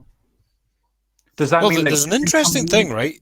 With dancing in general, all dancing is simulated sex. That is literally the reason you do it. Horses and Latin dances, yeah, very much so. Yeah, there is no form of dancing that is not about partner and mate selection. That's why we do it. So, and if you look at the cheerleaders, right? They don't appear at halftime shows at the Super Bowl. They get big performers to do it, but at a normal American football game, they get cheerleaders. The cheerleaders are extremely sexualized. It's not. I wouldn't say it was inappropriately done because they have all their gimmicks and they do their acrobatics and shit like that. But they're dressed seductively and they're doing like fucking effeminate shit. And it's just, it's like it's everywhere. If you're going to be that much of a moral Puritan about it, then you're going to have a very difficult life. I do sympathise. I don't think this is the case with this guy. I do sympathise with parents where they're trying to watch just normal shit on TV these days with their kids, and pretty much everything you see is going to erase the question from a kid of, you know, oh, why is she doing that, Daddy? And then you're like, it's just dancing. Yeah, but why is she dancing like that? It's like, oh, fuck, I don't want to have this conversation. But like, so that's a bit shit. And I wish that things that were supposed to be for family entertainment would be a bit more family friendly and a bit less fucking sexually charged. But that is just the way things are just now, and you're going to have to take some personal responsibility for what you watch and what you let your kids watch. If you're that pissed off about it, don't watch it again and send a letter, and maybe they'll change it next year. You know, just like it. But yeah, I agree. It's not anything new. I was, you know, as I said, I was playing devil's advocate with you. I do have a sympathy for people who are trying to raise kids in the kind of media environment we've got just now. Is difficult to have these conversations, and it is difficult and unfair that they're put in this constant position of having these conversations. But the idea that this is somehow pornographic, no. Yep. And again, as I said, why is it that they don't? They have an important point here. Means of destruction makes an important point. If there was actually a disclaimer, would anybody actually be bothered about it? No, that's my entire issue, is that they probably should have just had a little ticket come up and said, you know, like, get the kids out of the room. And even then, that's not a universal thing, right? Because some kids, myself included, saw shit like that all the time when we were younger. I thought nothing of it. It's like you don't pay attention to that sort of shit very much. This guy has obviously got a bee in his bonnet, is obviously a pain in the arse, is probably a fucking nightmare at parties, and just wanted to get some exposure from his YouTube channel or whatever it is, which he's done. I honestly think that it's to do more with the fact of that they've been offended. They've been offended. Their personal abilities have been put forward. I mean, we have somebody in the chat called Larry at the minute that's going to the point of, oh, this is really bad. This is really bad. It was disgusting. Okay. Why was it disgusting? Because you think that they were suggesting that they were doing certain things in a suggestive way. I mean it in a nice way. If that's what you call disgusting, then what is the actual things that are disgusting? Where is your parity of line? Where is your separation? It's fine to say, oh yeah, it's disgusting. Why is it disgusting? You have your own opinion of what is disgusting. Other people don't have the same opinion to you. So you're going to have to explain why you find it disgusting. So if you come to the point of going, well, I don't like the way that they were dancing because it was dancing too suggestively, then guess what you've just done? You've argued yourself into a corner because now you're arguing that you feel that you were offended by it because you're disgusted by how it's offended you. So guess what, Buttercup? Suck it up. You're the one who's been offended. Nobody else. Get over it. Sorry to say on that one. But I have lots of arguments with lots of different people. Lots of different arguments. I have so much time rather for listening to different people's ideas and talking. When it comes to a point of people that are dancing in a suggestive way, when it comes to a point of people taking offense of that you're trying to force them to stop doing something simply because you find it offensive where other people haven't. The problem is not them. The problem is you. Not because you found it offensive, but because you're moaning about it and trying to stop it from happening. You're just a busybody that's trying to stop people from doing what they want. Sorry to say that, guys. Sorry to say that. Well, this is the problem with the internet, right? And with the 24-hour news cycle before it. Everything's a moral panic now. So what probably would, if you take perspective of the people who, like, we're doing this for fun. Like, this is what we do. We go through news stories and we blather about them. But like, if you take this guy and you take a lot of the other people who are online, going crazy about this, it's like, look, without the internet, here's how it would have gone. Shakira and J-Lo are fucking dancing. It's a bit on the edgy side. the executives probably saw it. The public, when they go back to work on Monday, will be like, "Did you see that fucking thing on Sunday? That was a bit much. I wasn't really happy with the kids seeing that." End of conversation. Next year, they probably don't do something like that. It's like, or maybe they do. Maybe they fuck it up a couple of years in a row and then they have a correction. Like, you know what I mean? It's like not everything is a moral crisis. Yeah, I think that's absolutely the best idea, Principal Officer. Let's just go to the point of a reach of saying, yeah, let's just let women fuck themselves with a dildo on preschool TV. Then it's all relative. But that's exactly the argument that I'm making. That somebody that's dancing suggestively is exactly the same as somebody that is doing actual porn. Tell you what, though, right?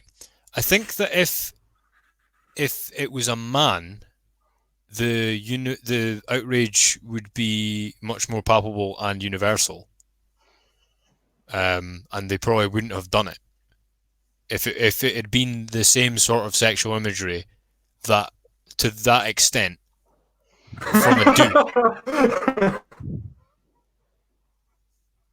Anus, because they were actually sticking something in somewhere. Was it the fact of them putting it in the anus in the arm? Sorry, I know you put the ring on her finger. I just couldn't. I'm sorry. Unfortunately, guys, I'm going to have to head. So, you guys have fun. I'll speak to you speak to you all later. Okay, I hope you feel better soon, man. Cheers, mate. Thanks. Yeah. Bye-bye. See you later, Mr. Quinn. Take care. Yeah, so CSG, I think that like if it's obviously appeals to more people's sensibility and people expect it more of like these sort of female performers. I think that it was the gay aspect. It was the gay aspect, Larry. It was the gay aspect. It was another man suggesting that he was going to stick his fingers up another man's butt. Oh, that's kind of what I was thinking. Is like I think that if it had been if that picture you showed a little bit up where they're all like grabbing for her and stuff, I think that if that had been a dude surrounded by women, it would have been like a little bit more. People would have been a bit more grossed out by it. I think that's quite interesting as well. Yeah. So we've gone from with Larry, with I'm using him as a surrogate for the person that has a problem. I'm not saying that the person has exactly the same problem. I'm not suggesting. To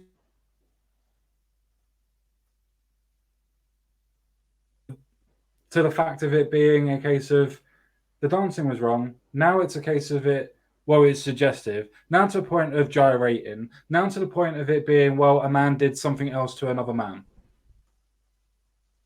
What? Make your point. Why is the action of it being suggestive with a woman to another woman bad? Is it the point of it being suggested with a man to a woman or a woman to a woman bad? With the fact of a man was pretending to do something to another man.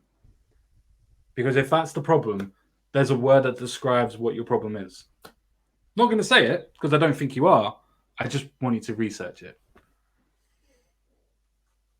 I do call that foreplay. After all, where do you get the extra inch from?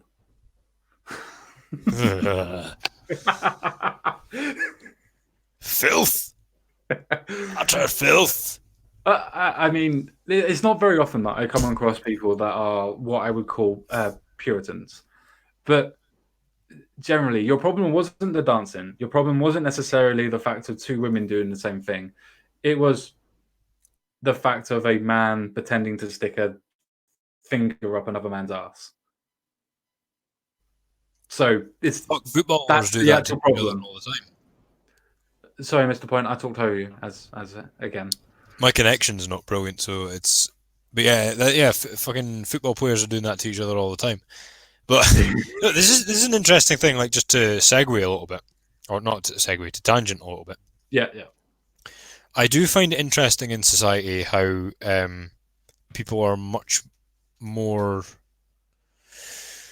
depictions of violence and stuff are much more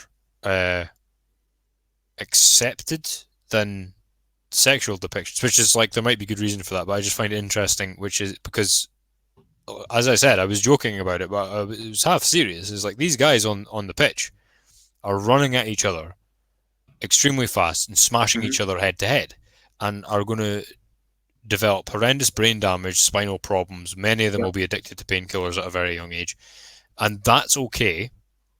But sexy dancing is not.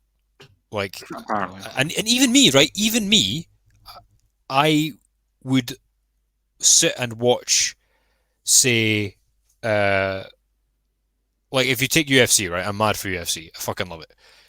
With a child, I would be far more willing to let them see the actual UFC bout than I would to see the ring girls. Like, even myself, I have that sort of weird prejudice as well of like there's something to do with the sex side of it. It's just weird. I find it interesting culturally how that happens. I don't know what your thoughts on that are. Well, I mean, it's the same thing as what you're saying. Most things that come to sports normally want an aspect of a sexualization because generally sports are normally supported by men. So if you have something that is supported by men, you want both attractions to be put there. So when it comes to a point of, I've lost my train of thought. Yes, it was J-Lo's ass. It was a man that was pretending to stick his finger up J-Lo's ass. You know what the joke is, right? That every man would like to do something to her ass, right? You know what the joke is there, the reason why they did that. You know, it's to do with the point of everybody or most people would like to do something to that ass. But, you know, that doesn't matter, apparently. Something I've noticed with online culture recently, with the understandable annoyance with everything being hypersexualized, is there's been people are nostalgic about what things were like before. Like if you watch a perfume advert from the 80s, that's like softcore porn as well, and that was an advert. You're not getting away from that. It's not that people who run the program's fault that that's what's happening. You know, Pepsi adverts were basically like fucking softcore porn as well. Before that, you had pinups, you had pulp covers for books and comics that were you could say they were obscene. In the Victorian times, you had like cabaret shows and stuff which would obviously be advertised. Like it's always been there, and the idea that it's somehow, I would say it has gone too far in recent years, but it's this moral panic. It's like, I think people are more oversensitive to it as well with all the paedophile shit that's been coming out recently, and the fact that children and stuff have been being sexualized. I think that makes people a bit oversensitive to it, and it's difficult to keep perspective because those issues are just so fucking horrible. But the problem is if you lump it all into the one bag, you do lose a sense of perspective, in the sense that, as you say, the demographic for this, although it is nationwide and although it is kind of family viewing, it's mainly men that watch it, mainly with beer, mainly with their male friends. Like that's the product. If you don't like the product, there are other products. Yeah, I mean that's the thing that I was trying to get to when you were asking the question about the women that have always been associated with sports, as you said quite rightly, with the idea of it being cheerleaders, with the idea of it being ring girls, the ring card girls, as in carrying the numbers out, where you have the grid girls that have now been banned for whatever particular reasons. We always tend to be to put models with the idea of sports, especially higher up, because you're trying to cater for the whole idea of masculinity in itself and what people like, what they don't like. I mean, for me, I don't really have a problem with the idea of people dancing suggestively. It's a suggestive dance. What's the harm in that issue? I do understand where people are going through, oh yeah, it's dancing suggestively, they're suggesting that these things happen with kids and things like that are watching it. Fine. What would happen if they put an actual, let's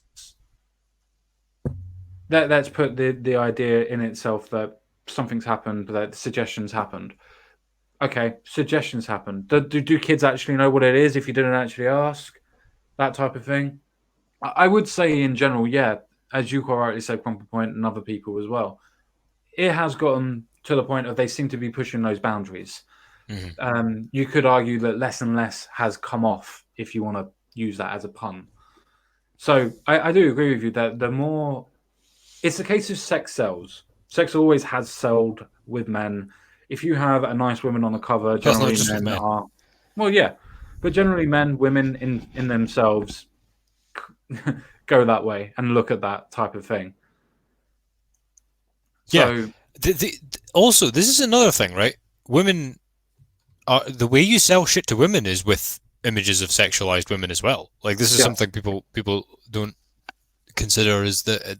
And the other thing is, if you think about what the Super Bowl is, right? This really is kind of in keeping with what it's supposed to be, right? Or in the sense that it's the best team in the biggest of the big stadiums, who is at the top of the top league with the largest of the large men, the most athletic of athletic men, and now, you know, at the halftime show, you've got the most prestigious and attractive of the prestigious and attractive women. It kind of fits with the whole aesthetic, and it's like it kind of stands to reason that they pushed it a little bit too far this year. Because if you think about it, like how big are American football players now compared to what they used to be? How heavy, how tall, how fast? Like everything is more now. The stadiums are bigger, the crowds are bigger. They can have more people with more TVs watching it than ever. It's kind of, in a strange sort of way, it's kind of exactly the way it should be. No, I'm with you. I'm with you on that one. I mean, personally, I think it's retarded. I use that word not very often, and I've used it quite often today. But I do honestly think that it is retarded to come off of the bat and say that dancing suggestively deserves to the point of people being sued, to the point of people not being able to do what they want to do, and so on and so forth. Now, I'm not saying that women should be able to go and do softcore porn on television and stuff like that. I'm not suggesting that. But if you're going to say that dancing suggestively, especially when it's the type of dancing that has been put forward, which is belly dancing, Latin dancing in itself, then you have a certain idea, especially if you know what Shakira is like for her dancing and being a sex symbol, as well as J-Lo as well, then you kind of know what you're going to expect. Now, that doesn't mean that you should expect for them to be doing softcore porn on TV or whatnot. But at the same time, they weren't actually doing anything like that. I'll be honest with you, they weren't. It's interesting to me that it comes to a point of when people normally go against this, they normally say that there's an agenda. I would really like to know seriously and honestly if, Larry, you would like to come on at some point, not necessarily today, but at some point, if you would like to come on and actually talk to me about what you think that this agenda is, actually talk to me about what your actual problems actually are, and go from there. Again, not today. I have something else that I would want to do. So, personally, I'm going to move on to the next one, which is absolutely amazing. And this will be the last story, unfortunately. Right, I want to get rid of that. I hope I picked the right one. I think in regards to just sort of the last sort of thoughts on the story is, and this guy in the chat, I'm not really keeping track of it, but yeah, sure. That's what the point I made earlier is I have some sympathy with that, because I do believe there is some kind of agenda. I do believe there is some kind of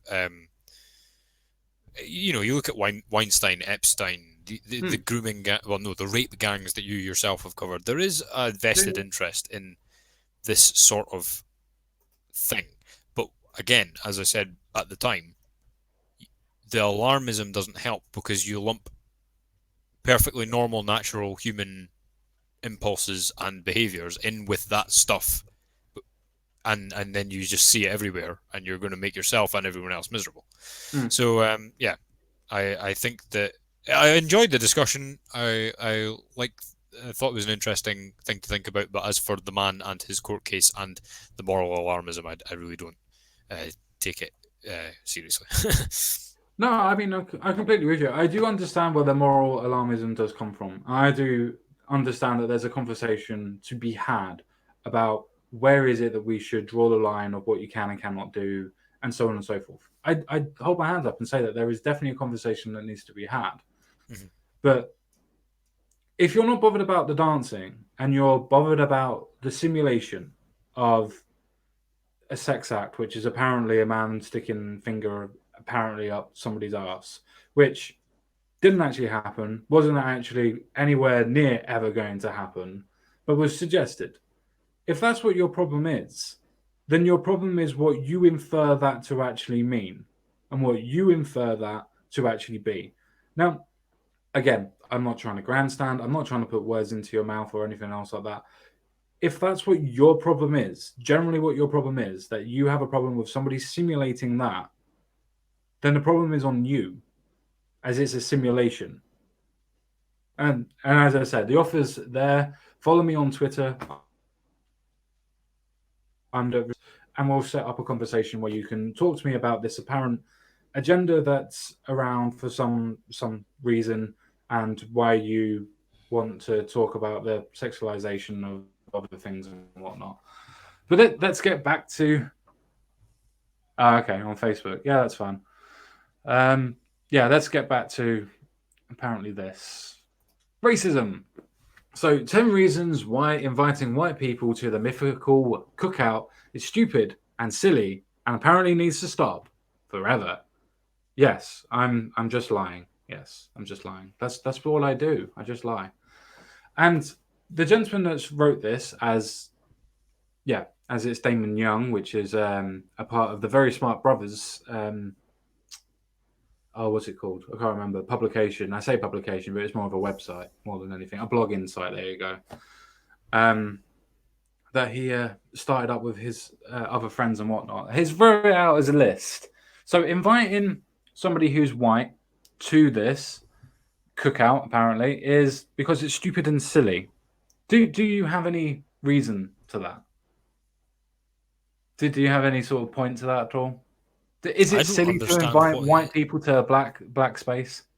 I don't understand what it is this thing is. Like, what is the cookout? I think it's something to do with in the South that I think Mississippi type of area, they have a cookout, and generally due to historical circumstances, white people weren't generally invited to them. It was like it's hard to explain because I don't really know their history that well, and I can't really go to the point. But it's not an exclusively white space, as other people have and do and still do invite white people to the cookout. So it's not a white space; it's a selective idea that they put forward as black space. But yeah, apparently inviting somebody to a cookout, to a mythical cookout, is apparently silly and stupid, or stupid and silly. Sorry.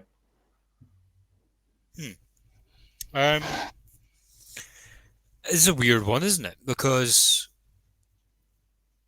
I guess the main question is, why would you want it to be like that? Like, you know what I mean? It's like you could argue, the knee-jerk reaction I have is to either make it an issue of, well, don't have the discrimination, it's racist, or okay, they can do it if we can do it. But I don't even feel that. I feel that that's playing into the argument that they want to have. The question I want to ask is, like, why would you want to have, because what I mean is, if you had a black Canadian guy at the cookout, that's okay, but you couldn't have. You would want to exclude a guy whose family's maybe come from that part of the world for as long as yours has, was as dirt poor as yours was, and lived next door. He would be excluded, but the black Canadian from, by way of Morocco, by way of wherever, is he's okay to come. Like, it's just, why would you want that? It's just stupid. And do they really realistically want to be turning people away, and the atmosphere that would create? Like, it just seems like, what's the point of you? No, I mean, I do get where you're going with it. And I do understand in general that why is it a race thing if it's something to do with the idea of a cultural thing, which is where I think that you're going down the road of. If it's cultural and aerial, as in area, then it shouldn't really matter what the color is. It should matter about what the culture is, regardless. Yeah. But and the thing is, it's like, how many black ethnic Scots are there? Well, fucking none, because that's the point, right? But I wouldn't want to exclude them from the Highland Games. I would want everybody to come to the Highland Games, and also, more than that, it's good to spread these things because it keeps the culture alive. Understanding, exactly. It takes away the prejudice, which is exactly. And but like, so if Well, there's exactly what you say. It's like prejudice is a bit of a charged word, but let's just say, I'm in a bar with a black dude, and he's like, "We Mm. fucking caber tossing. What the fuck are you guys doing? Getting the kids to have an egg and spoon." I'm like, "Mate, come to one. It's fucking brilliant." And then okay, Mm. he comes along. We go to one. We have a good day out. He fucking learns something, and he Mm. realizes it's good. He has a laugh, and then he Yeah, can yeah. go and tell his mates, "Oh, this is what these fucking crazy Scottish people do." So it's like, why wouldn't you want? That's what culture is. These people are just so fucking Mm. shit. Yeah, They're yeah. just shit. No, I mean, I completely agree with you. I mean, the reason why I picked this story out is simply and purely because it's just a purely racist story. If this was done as a white, let's say, for instance, the Daily Stormer, for instance, wrote a piece that was the complete and utter reverse to this, and quite rightly, we would be pointing out that that would be racist, complete and pure racism, to exclude people purely based on their race and their color of skin. This in itself now isn't actually considered racism. This is almost, not saying it is, but it's almost mainstream ideology where it's okay to exclude one person or one group, one race from another simply because of whites are bad, which is where the problem lies in. Well, also, if you're on the left, Asians and Jews are bad as well. Well, I'm not going to go down that road. But otherwise, if I start talking about either or, then apparently it doesn't matter either way or because I'm white and I'm talking about it. It turns out that you're apparently a white supremacist. So I'm not even going to touch that with a fucking barge pole. Uh, Not that I should be worried about it because people know what my positions are anyway. It's just fucking retarded. Yeah, That's the fourth time I've said that in this stream, and I generally don't use it. yeah. Right, I just number think two. it shows you how. Because again, it's like, okay, if you want to live in that shitty world, then fine. Like, I think people should. I think that people can exclude whoever the hell they want for whatever reasons they want. That's Mm-hmm. fine. The Mm-hmm. whole point the whole point of having any kind of in-group is that there's an out-group, right? But Yeah. you have to ask yourself morally, why are you doing that? Yeah. And in this case, I don't see that they have any kind of reason to do it other than, well, they don't like white people. Yeah. Because again, if some black dude is from a really rich suburb of, New York, and works in a really smashing fucking skyscraper in Manhattan, and he writes for the Atlantic, Yeah. but is black. He has fucking nothing in common other than his skin color with somebody from the deep south who does this thing No, no. culturally every year. It's like Yeah.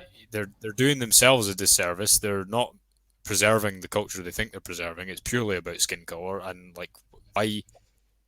why do that to yourself as well? Like, I mean, I know that we're familiar with this, and you're right, it is becoming mainstream, which is very weird. But that doesn't bother me too much because all that's going to happen is they're going to end up excluding themselves. Like, it's like that bitchy person in a group, It's like they're setting everybody on each other, and then everybody in the group goes, "Wait, hang on, no, you're the problem." That's all that'll happen. Oh yeah, no, I But for agree. the sake of discussing this article, that's my take on it. No, I mean, I like I said, I completely agree. I mean, the next point is because you're fucking goofy for thinking this is cool, as in trying to be inclusive to another race to understand that that race can then understand your culture, understand why you have these types of things, and be integrated. Take away that prejudice.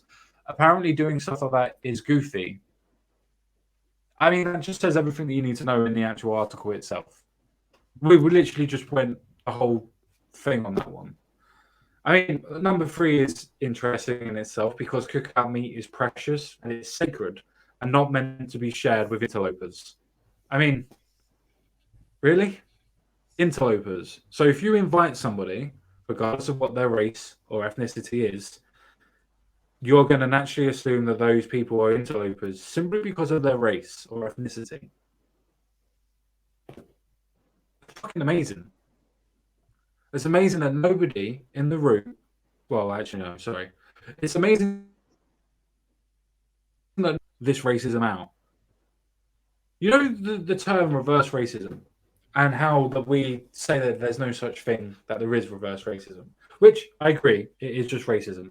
Yeah. But in general, I would like to coin the actual phrase of when it's so pronounced in the way that this is just pure and simple hatred of white people, to the point of now they're trying to use it as a joke to be able to say the hatred of white people is so accepted and so acceptable that it's now come to the point of you can make a joke article in general, because that's what I classify this as a point of now being referenced to say that it's okay to exclude people because of their race.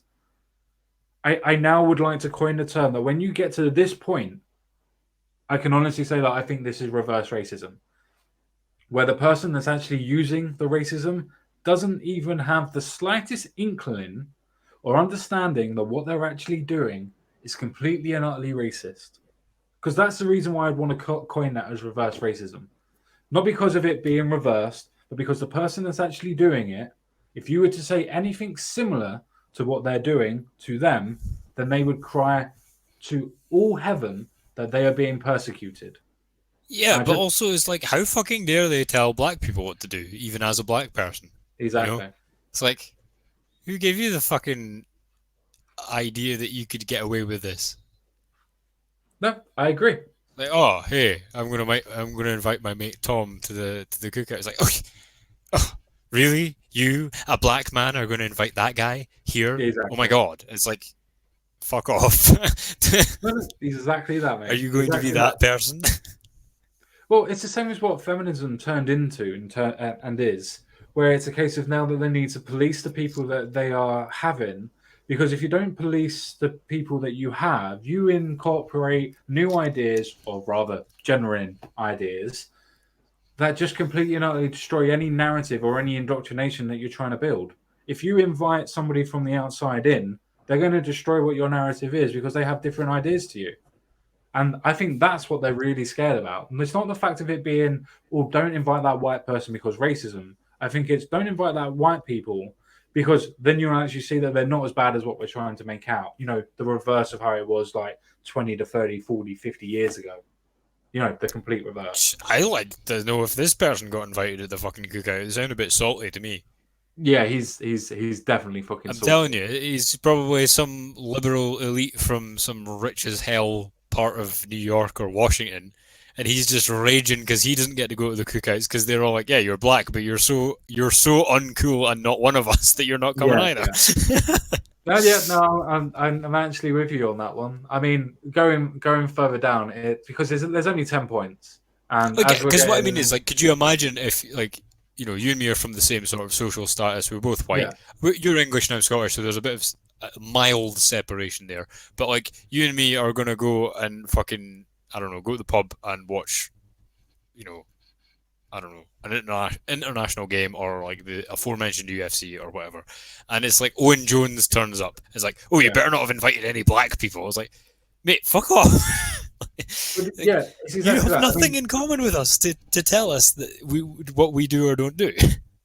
No, yeah, I'm completely and utterly with you. I mean, Ain't Jack has said something in chat, which is, would you invite an SJW or a leftist to your cookouts? I wouldn't and don't. Yeah, I have done. I do. I have people that support Labour that are completely and utter Jeremy Corbyn supporters and everything else like that. Do you know what you don't do in those types of situations? You don't talk about politics, because guess what?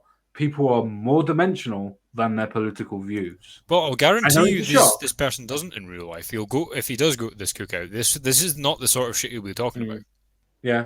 He'll be talking about normal person shit. It's like the manspreader people. You know how it's just like, I told this guy on the train that I wasn't going to put up with his manspreading, and then I kicked him in the balls, and then everybody on the train clapped. And it's like, what actually happened was they were 2 seats away from the guy. They took a photo of him, put it on Twitter, and nothing happened. Like, yeah, exactly that. It's the same type of person. I mean, the next bit, number 4, is because the bar for what constitutes cookout invites is lower than Rush life expectancy. I mean, obviously, it's a joke. But as you quite rightly said, the person has obviously not been invited to something and he's decided to write something out. Because you have to have some level of fucking salt to be able to write something that's dribble and stupid. Because moving on to number 5, because inviting every white person who just happens to just not be a terrible person makes us seem dirty as fuck. As you quite rightly probably said at the beginning, if I remember properly, you were suggesting that he may have been disinvited and a white person took his place. Because let's be honest, that's probably what's happened. Yeah, it's also happened in his wife's sex life as well, I'll bet. Damn! I'm going to write this article. Whoa, what got you in a mood? It's like, Marjorie's pumping some white guy again.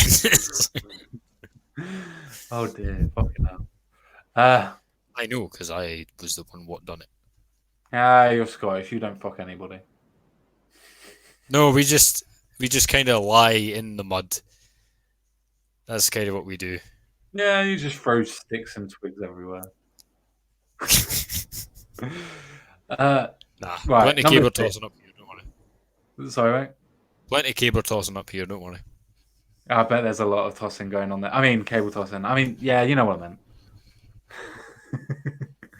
meant. Number 6, because this cookout invite energy is never reciprocated, we don't get. Ah, that's what he's really salty about. That's what he's really salty about. He invited other people, but they didn't invite him back. That's what happens to the casserole potluck compote or whatever the fuck when we do kind of things for them. So let's just keep our cookouts separate but equal. Oh, that sounds like Jim Crow. Literally the Jim Crow mantra. Well, You're this is going to this segregate you, but we're equal. that I've had with this isn't a racial thing. It's a like right left thing. Yeah. But now, as you know, the way you and me, being the enlightened radical centrists that we are, no, I kid. I don't think we're centrists. I don't know what the fuck we are, but we kind of take political issues as they come. We don't really have a Yeah, camp. yeah. And so as a result, that we don't define ourselves politically. But the left, people I know who are very left-leaning, would define me as extremely right-wing, even though in many ways I'm actually more probably liberal than they are. And it's interesting because I don't talk about this shit willy-nilly. And so if I'm at an engagement of some kind and I'm not, raising my personal issues and I keep my, obviously the politics I spout on here, half the time I'm being very hyperbolic for the sake of us having a laugh as well. So you'll be sitting with somebody. I've noticed this happens a few times. You'll be sitting with somebody and they enjoy my company. They're happy to converse with me. They are even seeking my company. Yeah. Going out of their way to talk to me or whatever. And then they'll say something like, oh, fucking right-wingers, blah, blah, blah, blah, blah, blah. And they all think this. Yeah. And it's like, you're sitting there like, you realise that, I don't make I've not made a scene. If I feel personally attacked, I can more than stand up for myself. But I was interested a few times when this happens. I'm like, you've done yourself out of getting to know me really badly. Yeah. Because you don't know you've done it, but you've put me in this box of people you don't like and shit that I will now not speak to you about because I know that that's the sort of person you are. Yeah. And you'll just make a commotion if I try and express myself. So now what you've done by accident, because you think I'm one of you, is you have completely demolished any hope of a really good conversation that we could have had.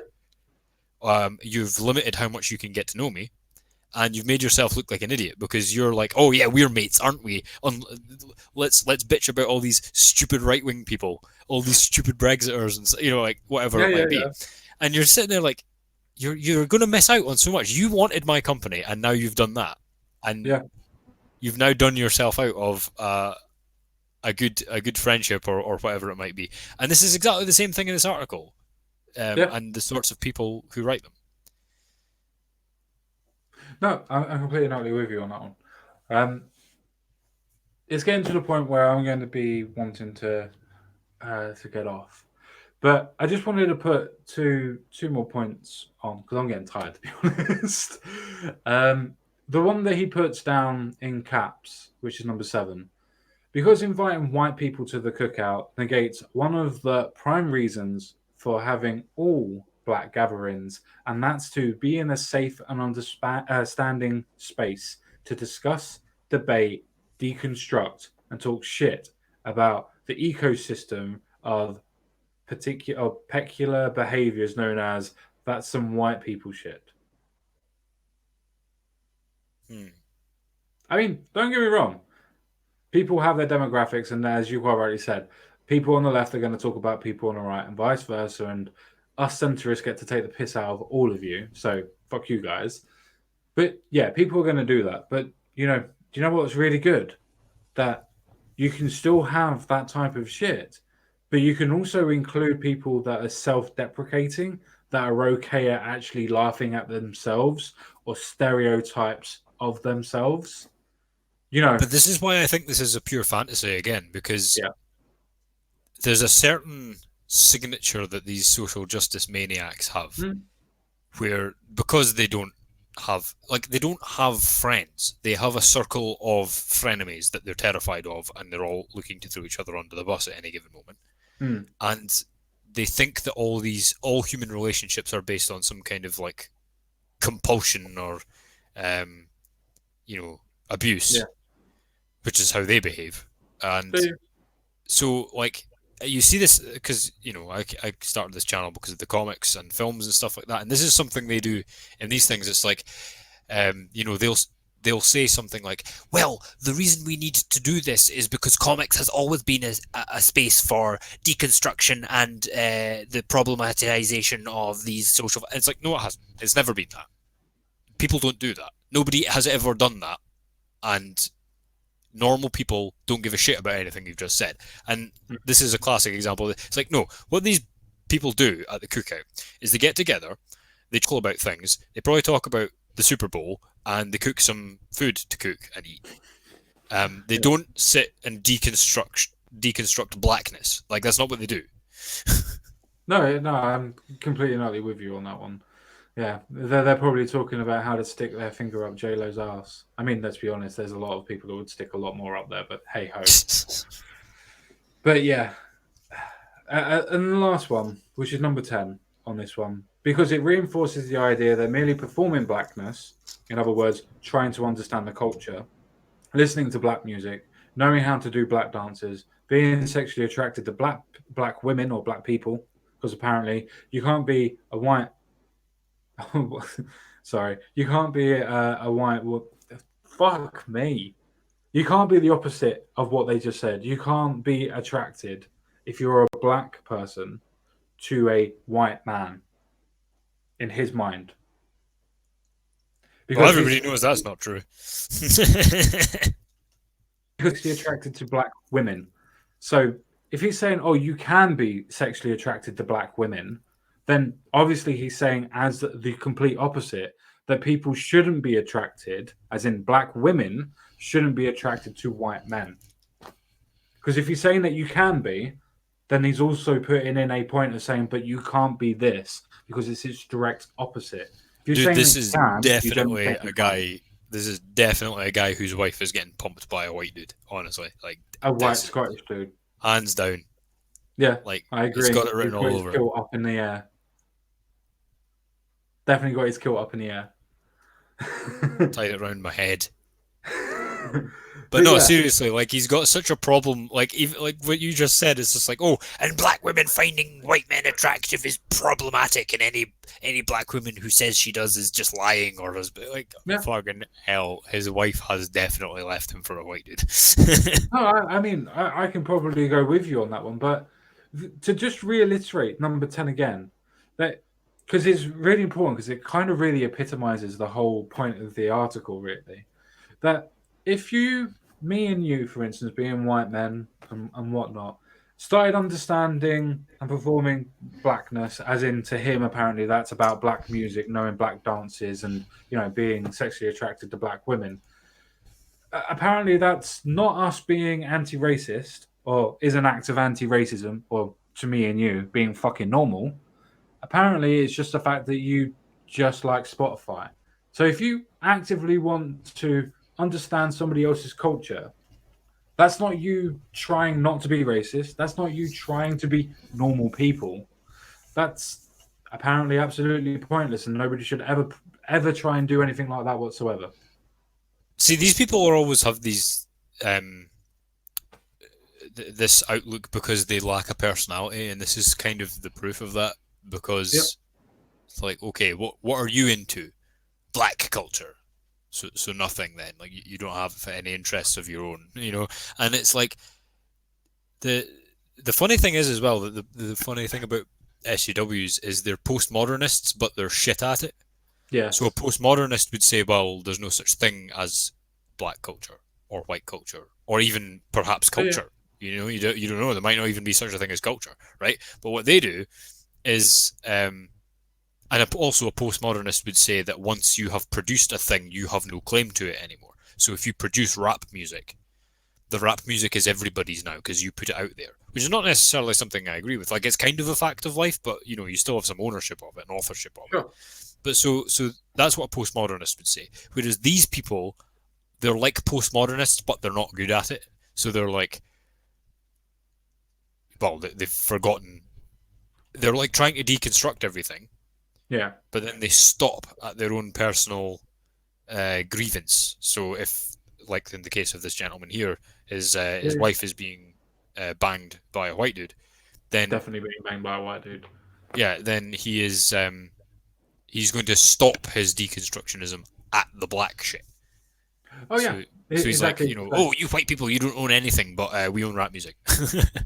Yeah, no, exactly the same as that. With the postmodernism of, say, feminism as a complete ideology, as you quite rightly Also, say. by the way, like this performative blackness and stuff like this, what we understand hip hop music to be developed in a very specific way in 3 or 4 American cities quite spontaneously, right? So Yeah, yeah. so it's, you have no claim to it unless you were there by this person's rules. Like you could be black, but if you're black from the deep south, then you have no claim to Wu-Tang Clan and Biggie Smalls because you're not from those cities at that time. You didn't come up with rap music. You had a different type of music there. And black British people, well, you're just absolutely fucked because you had neither. Well, you're not even American, so how the fuck could you go into hip hop if you know you're not even American? You got no claim to it. Yeah.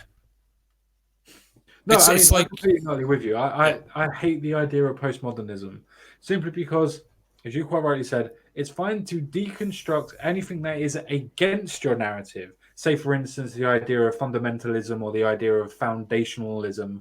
But as soon as it comes to your ideology, your way of life, your worldview, you can't use postmodernism anymore. You can't use a deconstruction nature anymore because it's your foundation, it's your idea. Apparently, that doesn't go, as you quite rightly said, that doesn't go too well with people that are postmodernists. As soon as you point out, well, I can deconstruct that. Well, like, no, you can't. It's written in stone, or it's moral law, or whatever excuse they want to use to try and put that foundation as unbreakable. If you're going to go down the road of postmodernism, everything can be deconstructed. Everything. yeah, and Including any your worldview. postmodernist who is, serious about it will do so. Yeah. And it's infuriating, but at least they're consistent.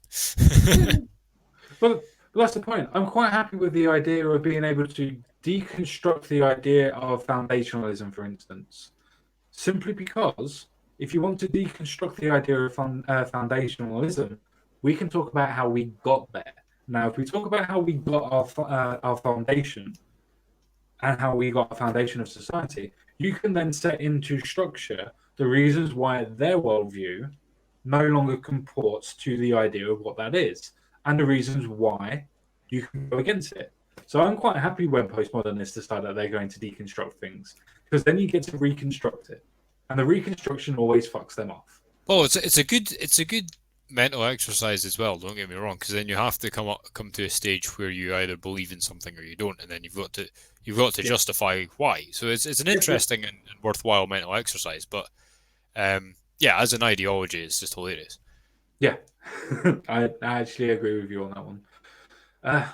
Right, my missus is going to kill me because she normally likes it if I finish at 9, and it's now coming up to 25 minutes past 9. So I'm going to end the stream here. And again, if Larry is still watching, I'm guessing that he's not.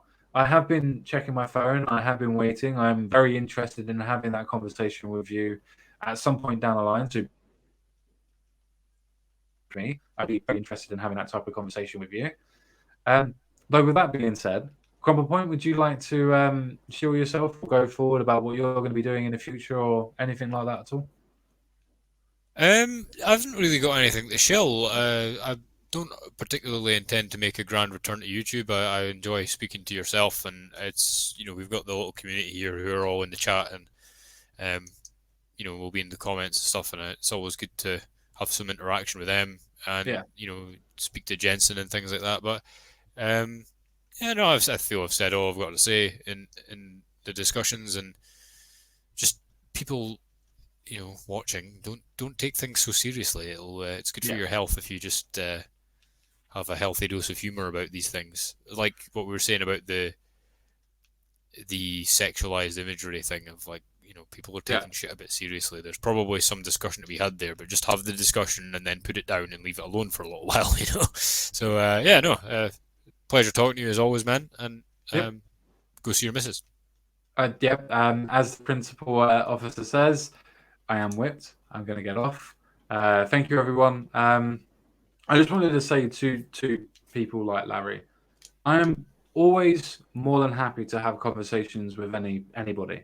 One of my main principles, one of my main standings, my ideological standpoints is always to be, if you disagree with me, I want to know why. And if we can come to a kind of an understanding, then at least I understood what was going on, why you had a disagreement, why we've gone through that way. I'm not one of the people that likes to shout people down. I'm not like one of those people that likes to just close people down or to bar them. I am generally interested in the idea of why you hold the views that you hold. It really interests me in the reasons why people think in the way people are, because I generally don't understand it. And if you don't understand something, rather than running away from it, I want to try and understand and grasp it. Now, with that being said, I know that I'm not everybody's cup of tea, and that's absolutely fine. That's what makes the world go round. Everybody's point of view is different and should be respected. And I have no problem in respecting other people's views. I do ask for the same in return, though. With that being said, ladies and gentlemen, thank you very much for taking the time to watch us. Thank you very much for taking the time to just put up with us, I suppose. If you like what I do, then don't forget to like the video. And if you really like what I do, then don't forget to share it. Thank you, ladies and gentlemen. Thank you very much. Speak to you all again real soon. But bye for now. Take care.